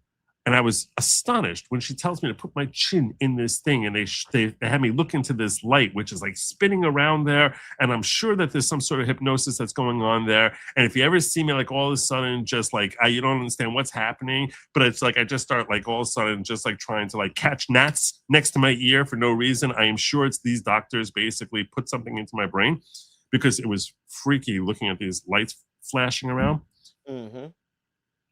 They can see the back of your eyeball. Yeah. I'm going to say this again. I was like, is it like an MRI? So she's like, looked at me like I was crazy. It's like, no. I was like, how do you see behind my eyeball? I don't understand. An MRI, okay, so they got some sort of, you know, magnetic resonance imaging, you know, whatever. They could see behind my eyeball. How can they see behind my eyeball? I don't understand this. And wouldn't they just see an optic nerve there? I don't understand anything about this. Now, maybe they meant the back of my eyeball, like into my pupil, like to, I don't know. But she said the back of my eyeball. I thought it was crazy. But it is crazy. It's magic. It's wizardry. It is magic. That would explain it. That would explain it. You know, if all of a sudden they said, you know, Leviticus ocularis, that would have made more sense to me than what was happening in that moment. It's Talmudic magic, okay, Joe? Yes, maybe. Just realize because it. I went to Dr. Jewiestein. Trust me. Jewiestein? You can't say that. Well, I guess you can get away with it. Hold on. If I went to Dr. Mujib, you know, they wouldn't be able to do it. He'd be like, you know, slapping his palms together over my head and Well, like just sort of sliding his hands down my side of my skull or something. They would be throwing like saffron and sage smoke in your eyeballs and calling it good. I don't know how it is that they do. I'm still astonished by it. I don't want to look it up because I'd much rather guess. But the upshot is he looks at my eye and they're looking at every way possible. I mean, they're knowing my eye and they're giving me every eye pressure test, all these different tests. He's like, you don't have a scratched cornea. I don't see any erosion here at all. I don't see anything. There's nothing. It's a long road home. He's like, there's nothing here. Uh-huh. There's nothing here at all. I'm like, I wake up every day in agony. So you tell me. He goes, I'm going to tell you what it is. It's ocular rosacea. You have ocular rosacea? You have no idea what that is. Ocular rosacea. He goes, rosacea is like normally associated with like the skin. Like you'll see like it's like you get rashes and stuff. Yeah. Right. He said, your tears are coated in some sort of oil film type of thing in order to help it stream down your eye. Because for one reason, he goes, the oil is supposed to like drain out and mine doesn't because of the rosacea. So there's a buildup there. Oh. Which he said, when you wake up in the morning, it probably feels like your eyes are being covered in acid. And I was like, yes, that's exactly the feeling. Can you imagine how horrible? And when he put it that way, I was like, yes, that's what it is. As if someone dropped acid into my eyes. Have you ever wore contacts before? No. Okay, so I have astigmatism. I wear contacts almost exclusively, unless I'm doing a show with you because it's late at night and whatever. And but I had to get this special stuff to put in my eyes because of not that same thing, but because that same feeling, because it was causing my eyes to like be irritated in the same fashion. And it felt like I can't explain the pain that I was in when I would take my contacts out or put my contacts in. It was excruciating. I would just start seeing stars because I had to close my eyes so hard. So yeah. If that's what was happening to you every morning, that is every morning. That is it's painful. It's like having acid in my eyes for like a half hour. Oh, that's way worse. Jesus. That's why I was like, I can't live like this. I can't. I can't. Like, I don't want to go to sleep because I'm like dreading. Like when I wake up, I know how I'm gonna feel. It's not every morning I would wake up with that pain, but it's like 5 out of 7 mornings. Yeah, I had to like use a special contact solution and start doing all these certain things because of it. 'Cause when I would put them in, it would just be. My eyes would be on fire. It'd be the most stinging pain I can't even explain it. So if you were dealing with that without that. In order to take care of my ocular rosacea. Oh man. You know what I need? To wash your hands more. This. Wait, what? This is a heating pad for my eyes. You're gonna melt the oil. And I'm supposed to heat my eyes up for 15 minutes a day for the next month. Now he told me you can get like another kind of eye thing that you throw in the microwave. I was like, no. He's like, I said, so this will treat. He goes, well, you're gonna have ocular rosacea for the rest of your life. Yeah. I'm like, what does that mean? He goes, well, it's not going to be as bad as it is now, but you're going to have to maintain it like, a couple of times a month at least after it gets better. So I'm like, oh my God. So once he told me that, I was like, I'm not going to be dealing with microwaving all the time. I'm going to get like a good like thing. So I'm supposed to take this and then I'm supposed to get these wipes to sort of like wipe my eyelids after I use this and to wipe my eyelashes. And he's giving me antibiotics and but this is instead of surgery. So like that's pretty awesome. Like I was really kind of a little freaked you just gotta by the idea of surgery on my eyes. Like that's gotta warm your balls every once in a while. Eyeballs. Sorry. That's where you had to go. You had no choice. I skipped there. You could have marched right past it, but then I could have. I landed there though. What am I dealing with? What am I doing? So wait, you've got to like warm your eyeballs 3 times a day. And then after that, every once in a while, you got to like you have to set up a schedule and go, you know what? I've got to warm my eyes once a week. Warm my eyes and then clean them. Clean it because I'm cleaning out the oils that accumulate on my eyes. Got you. Yeah. So there you go. I don't know if that's embarrassing or what. Like, I'm on the edge if that's kind of embarrassing to have to like walk into your house one day and see you wearing And see me like laying back. because of the rosacea. Yeah, you're gonna have to put it on. Maybe like laying back there like with this thing on my face. There you go. An eye warmer. You could probably just got away with a heating pad. Yeah. I don't know. Anyway. Well, I mean, have you tried it yet? Has it worked? No, I had to charge it. So I was charging this thing up. So I'm actually thinking after the show I'm gonna be putting that thing. I'm gonna be putting that bad boy on. I'm gonna be putting that. And I was like, what am I supposed to do for 15 minutes with my eyes closed? It would probably be relaxing though. Like it'll probably be like a time for you to like meditate on something. Yeah, that's what I was thinking. Can you do you like have prayers or anything like that you do? That's another thing I was thinking. I was like, yeah, I could probably do. Is that allowed? I can take care of my religious stuff with my eyes closed. That's what I'm saying. Is that allowed to do while you're like doing that with your eyes? I don't know. You should probably look up the rules. I don't want you to, blaspheme or whatever you guys call it, just in case. That's what we would not call it, but. I would say I don't know. I'm not a member of the tribe. I'm just trying to get in to shoot the lasers. That's the only reason why I'm here. Blaspheme seems like the most Christian word I've ever heard in my life, actually. Okay, so if less than 1/60th of the eye is placentamized, nice. Good job. Okay. Nice. Okay. I like it. Like, could you use pig sack or something like that? I program robots for optic surgery. Looking at the back of the eye is a major part of surgery. It's a fun job. So it is the interior. It's not the back, like behind my eyeball. There's no way they could see that. Right? There's no way. I mean, you can't see the optic nerve. You can't even imagine how they possibly can. It's got to be they're looking into the pupil. When she said the back of my eye, I was picturing literally as if like you went behind my eyeball and was staring at the back of my eye, where you would see the optic nerve.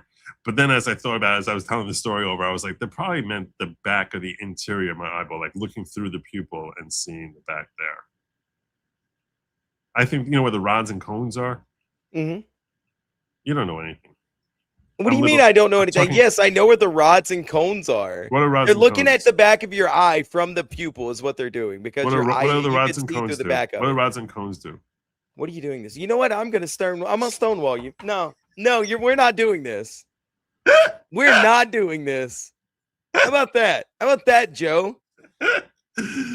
Ben Stein explains it. Moist your eyes, clear eyes. Yes, he does.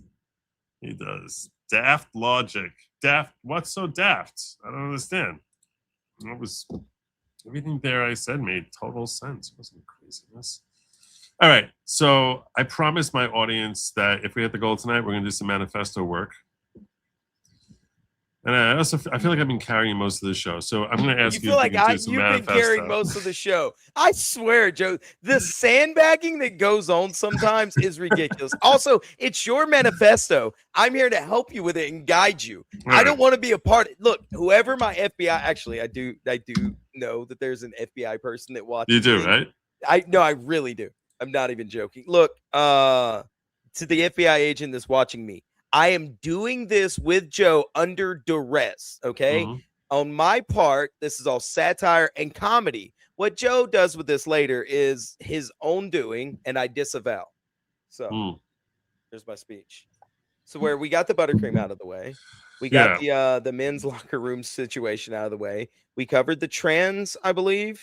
We covered one element of the trans. There's like 19 different elements of the whole trans thing. All right. We covered one thing of the trans. Okay, but let's not focus solely on the trans agenda. I feel like we covered enough about sexuality tonight in general. Well, that's what I was about to say. You could just go ahead and lead into the gay agenda. Because you were really heated on that. Yeah, but I feel like I've done that. Okay. Have you done anything about the? I want to do something we didn't talk about tonight. We do need to work this in. So remind me when I'm in the middle of going on my rant. About Daniel Weimer's $20 chats. Daniel So- Weimer's $20 chats. Right. Just throw that in. When you hear me rolling, just throw that in because it's Just possible. scream at you. Daniel Weimer's $20 chats. Yes, because Grok won't hear it, but I'll hear it. So, that way- so what's you're able to something- like, you can actually serve. You know, When's the last time you done a part of like the Good Logic trail, right? What because remember we were building a narrative a few weeks ago. We had talked about this a couple times where you want to build a narrative and then do the crazy stuff like that thing that I read before. And you want it to progressively get crazier. You don't want to just be unbreaded for an entire, you're not the unbreaded guy. You know what I Right. mean? There's No, I supposed to be a understand. message in there. Right. Your point is I shouldn't be dialed up to 11 at all times. You can dial it up to 11, but it needs to be something that pertains to you or your journey to where you end up having to release this manifesto and go do whatever it Okay. is. You see what I'm saying? Right. So it can be Right. 11, but you also need to like build the narrative out. Like this is crazy storytelling, is what it is. Okay. It's So you're the saying- way I look at it. You're saying you don't want like a side story. You want some main story topics. Yeah. So like, because we were talking about initially we did the whole thing about Obama because that was the launching off part for you. No, Like because Obama ruined was the everything. key. Obama Yeah. was the key. And then I forget where we moved on next, but then you see what I'm saying? What brought you from a lowly, broke, unintelligent lawyer, barely making ends meet to this big, great, wonderful YouTuber, and to the point where nobody ever listened to you, nobody cared about who you were. The political people that were around you were all smarter and better than you, and then finally you snap. What? Yeah, that's the way I see it in my head. That's the journey I've played out in my You need to mind. write your own manifesto, brother. I'm just I'm a guy who just enjoys living in the country and popping on the internet to make people laugh here and there. That's all. Yeah, let's see what we got. So actually, I think it's kind of funny. Mm-hmm. The idea that in the middle of my manifesto, I said, I guess we should start from the beginning. Mm-hmm. In the middle of it. Yeah, no, that's great. That is beautiful. But here's the thing, almost like Heath Ledger's Joker. Yeah. Asking about, hey, do you know how I got these scars?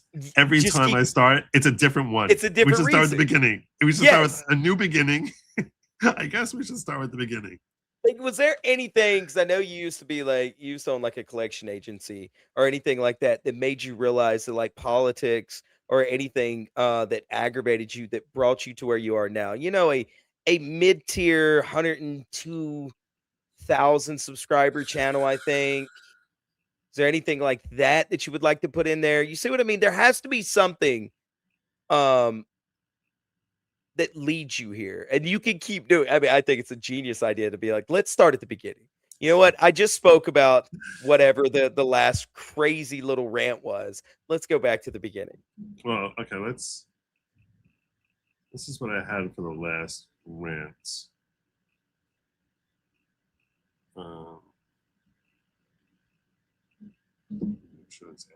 Yeah, so I'm getting a note that there's a lot of actually they just super chatted a lot of unread Rumble rants. I thought you got them all. I thought I got them all also. Lots of unread rants, Joe and Sin. I appreciate that, class. So I'll go check and make sure I didn't miss any. I thought I got them all.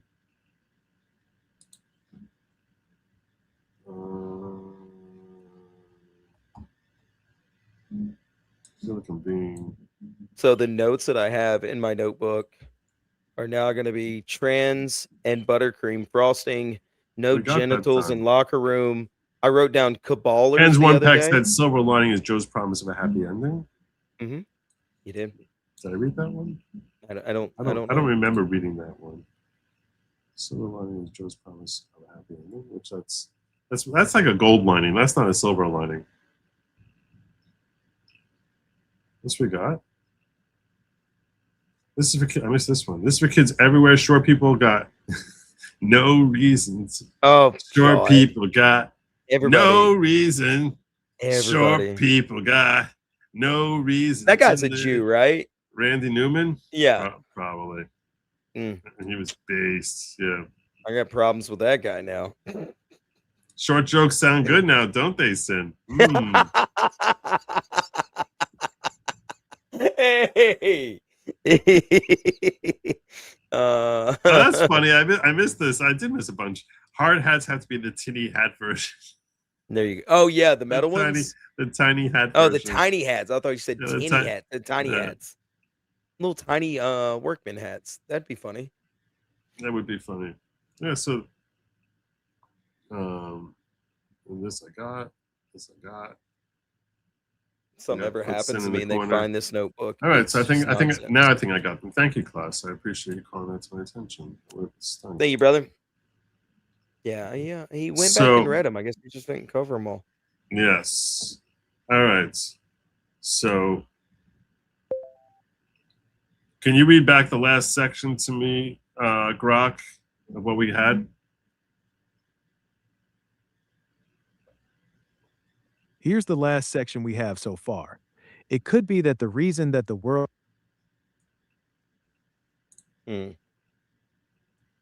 lost buttercream was it was a purposefully designed objective to come after me. There seems to be this cabal of people out there, like Soldier of Providence, who are all about just finding one way after another to try and vex the heck out of me because it gives them their jollies.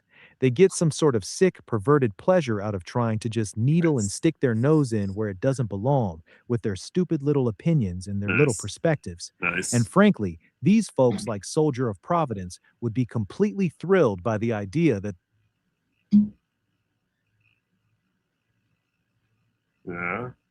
It's not even hearing me now. I'm muted. You broke it. Well, I'm assuming he's going to come back in a moment. I will not deadlift another piece of cotton for you, Joe. Let's go, Brandon. How are you? Let's go. Oh, my gosh. They managed to deprive me of actually flavorable, tasty vanilla buttercream. So perhaps this is not just something that's part of the overall twisting of the world, where all of a sudden now we just have to make things a little worse than it was last year. This is not good. Maybe this really is just the world's objective of trying to find ways to just... Oh, come on. That's not... mess with Joe. Let's just find some new way. How can we basically make his life a Give me little 2 seconds. I'll be right back. was yesterday?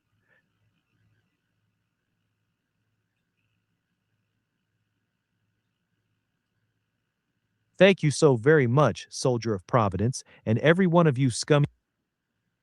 Oh my gosh, it's ruining it when it's blocking out. It's really ruining it for me. I will not deadlift another piece of cotton for you, Joe. Why did you turn on short blacks? Might as well play the Malaysian turntables. That also reminds me of the Key and Peele skit. when they were reenacting that they were being sold at a slave auction. It was funny. That was funny. I'm not gonna kid you. Those guys are like liberal as hell in ways that are annoying, but sometimes they can be funny. Especially Key can be very liberal. No, like annoying liberal, like just continually licking Obama's nuts. Anyhow, Grok, are you working or not? Yeah, I'm here. What do you need? Well, we need to get on to the next page of the manifesto. Got it. What's the next topic or next page you want to work on? Go ahead and tell me what you want to rant about. All right, so I need to sort of decide. Yeah. So we were discussing something that may have got you started on your path. Something got me started on my path. And I brought up some of your former jobs that may have maybe opened your eyes to stuff that made you want to go, you know what?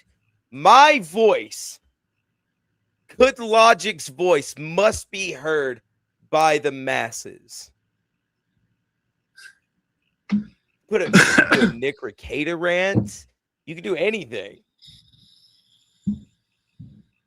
Because you wouldn't be here, right? You wouldn't have been been vaunted to the platform that you have if it wasn't. I was going to for go Nick back to Taylor. childhood. You're going to go all the way back to childhood? Now, there you go.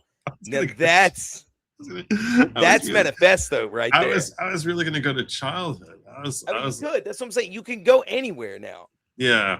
It's all unlocked. You could even, Joe, it's a manifesto. You could just make something up. What? I'm saying crazy. you could That's have crazy. a delusion. Everyone knows the whole point of manifesto is it's 100% truth. That's the whole point. You could just in case you're new to the show, by the way, and you're wondering what the hell we're talking about, I will just update you that my audience, being the phenomenal people they are, helped us reach our goal.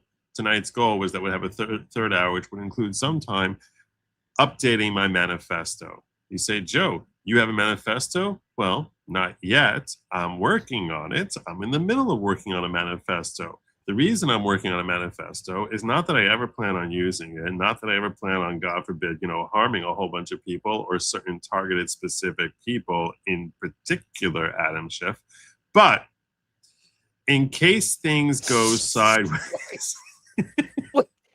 It took me. That was 100% a joke. That was 100% a joke. I want to be 1,000% clear. That was 100% a joke. Agreed. I wouldn't want anyone. I wouldn't even want anyone to think that I wanted them to harm someone else. There you go. I'm very against political violence Satire of any and comedy. kind. That was 100% intended for satire and comedy. There we go.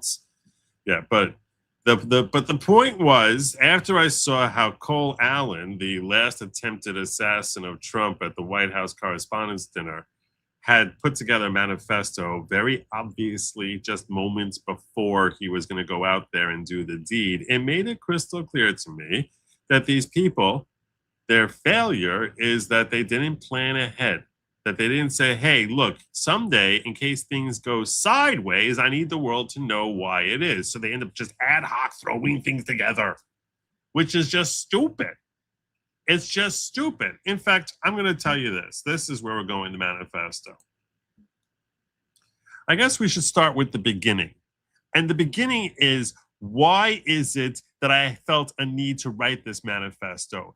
And one of the things that's very, very frustrating is you have all these folks out there who all of a sudden go crazy and decide, I'm going to go, I had my opportunity and I'm all pent up and I got to go shoot up some public area or go after some political person and do some completely nutso thing that doesn't make any sense at all and they say, you know what, I need to clarify. The whole world has to know, how did things go sideways over here? Why did this guy do it? And they come out with the manifesto. And if you look at Cole Allen was a loser. Not just that he, had a certain objective and utterly failed to get anywhere close to attaining his objective. No.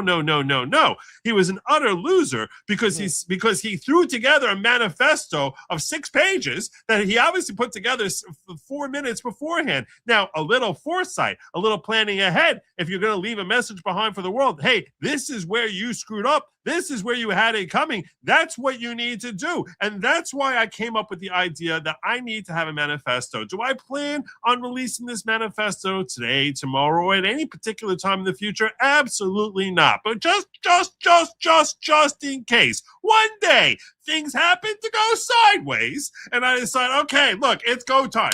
It's go time. I want to know that I'm ready to go. And for example, what's the sort of thing that could set me off? I got this Daniel Weimer guy over here who's loaded to the gills. I mean, he's like just Diamond Jim. I think he peels off $100 bills, $100 bills, $100 bills over here, over there. It's like all of a sudden, he's like, oh, okay, well, what are we gonna do? There's no toilet paper here. Oh, I think I'll just reach in my pocket and I'll use a couple of $100 bills I got over here and just wipe my fanny with that and flush it down the toilet. When it comes to super chatting me like this, it's almost like all of a sudden, he just he gets infected with some sort of I don't want to say a racist thing, but maybe some sort of genetic sort of thing where he's feeling oh, I gotta be really, let me throw $20 at Joe so that Joe could be oh, please sir, please may I have another, please. thank you so very much, sir. Thank you. And he's sitting there snickering away with his wads of $100 bills. Those people are the ones who set me off. And in case one day one of them just goes a little too far, I want to know that I am good to go, that I don't have to sit there writing my 740-page manifesto and try putting that together, just like writing things. No. I want it all laid down squarely so everyone understands exactly where the hell everything went wrong. And that's why you're privileged to have someone who actually has the insight, the wisdom, the foresight, and the care and concern for humanity to spell out for you where everything went wrong. Here's your opening manifesto section, cleaned up and formatted properly while keeping your natural voice. Why am I writing this manifesto? Nope. Because I'm sick and tired of these people who suddenly snap. No. Got it. I'll wait. Just No. let me know when you're It ready. has to, let me tell you something.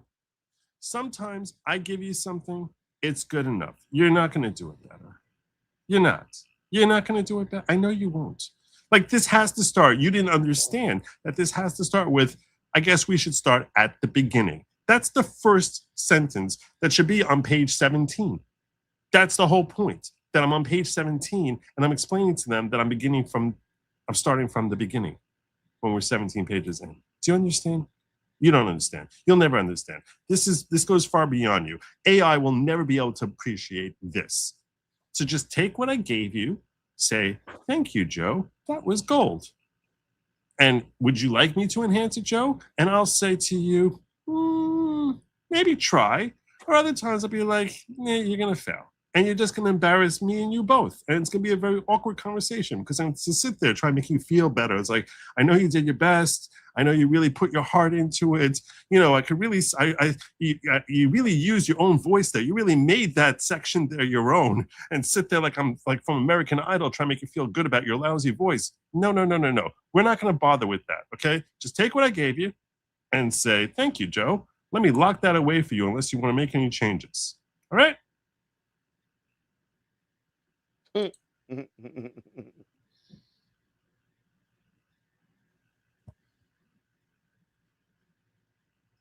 He's still taking down what I said.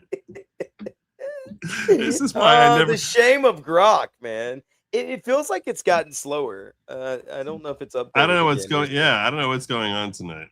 But it does feel like it's gotten a lot slower. Maybe it's tired of the abuse, Joe. You ever thought that your co-hosts and your, I don't know, tools that you use to make your show Thank you, better? Jimmy. That was gold. I've locked it away for you exactly as you said it. Would you like me to read it back to you now, or do you want to make any changes first? So that's a good little little puppy. It's a good little puppy. Okay, Joe. Let me see. I got him in there good, right? That was I good. think so. Yeah, no, you nailed it. You landed that pretty succinctly. I think. You. Yeah, thank you. I appreciate it. You're a good little puppy. So I will not deadlift this one we got from Let's Go, Brandon. Have you considered having Grok read your manifesto with the voice of a well-known celebrity or historic figure? Ooh. I don't know. Maybe Morgan Freeman? Morgan Freeman would be great. Yeah. Or James Earl Jones. James Earl, well, not with the Vader mask on, but Joe, you know the manifestos are false because Adam Muaf Lola Olam. Adam Muaf La Olam. Adam Muaf? Adam Muad La Olam is what you meant to say. you know who would be good at reading your manifesto? Daniel Day-Lewis, I think. You think? Have the guy, that character he played in Gangs of New York, or There Will Be Blood. There will be blood. I drank your milkshake. That's it. Yeah. Drink it all up. Yeah, there you go. I like it. Oh, so you're saying, Joe, you know manifestos are false because Adam Muad La'olam, which basically means that man was meant to destroy the world, or man is continual hazard to the world. That's what it's a Talmud concept. So there you go. Joe, say in the manifesto that I was I spoke to Moses on the mountain, making him write the 10 commandments. I am the burning bush, not God. No. You see, that sounds like blasphemy. we're not blasphemizing, even if that is not a Jewish word. Yeah, no, that sounds like the sort of thing which basically God would strike me down. So I'm not doing that. The joke gets to a certain point. I understand where you're coming from. I understand how you got there, and it makes sense what you're saying. But there's just like one caveat that stands in the way of that. Yeah, there's one little thing that's one little oopsie. one little thing, oopsie right one there. little thing, which is basically like, as much as I'm enjoying the manifesto, I enjoy my soul a lot more. So, I appreciate that. I should put in like when I'm doing manifesto mode that people should know that for $20, I'll throw them into it. So That's a good idea. Like we did that with an intro that we're working on. We had chatters pay $20 to be in the intro. Oh yeah, people love that. Yeah, it's great. People love that. Yeah, that's great. All right. You want to tell people where they can find you? Tonight, I actually don't want to promote myself. If you do want to go to FFS Cast, you're welcome to. But we had a friend who did a clip channel. I know you've heard of Alyssa Clips. Okay. There was another channel. She clipped like Ricada and LawTube and did all. That's how she got her start. Was actually with LawTube, right? I know a lot of people in LawTube probably don't like her because she clipped Ricada a whole lot.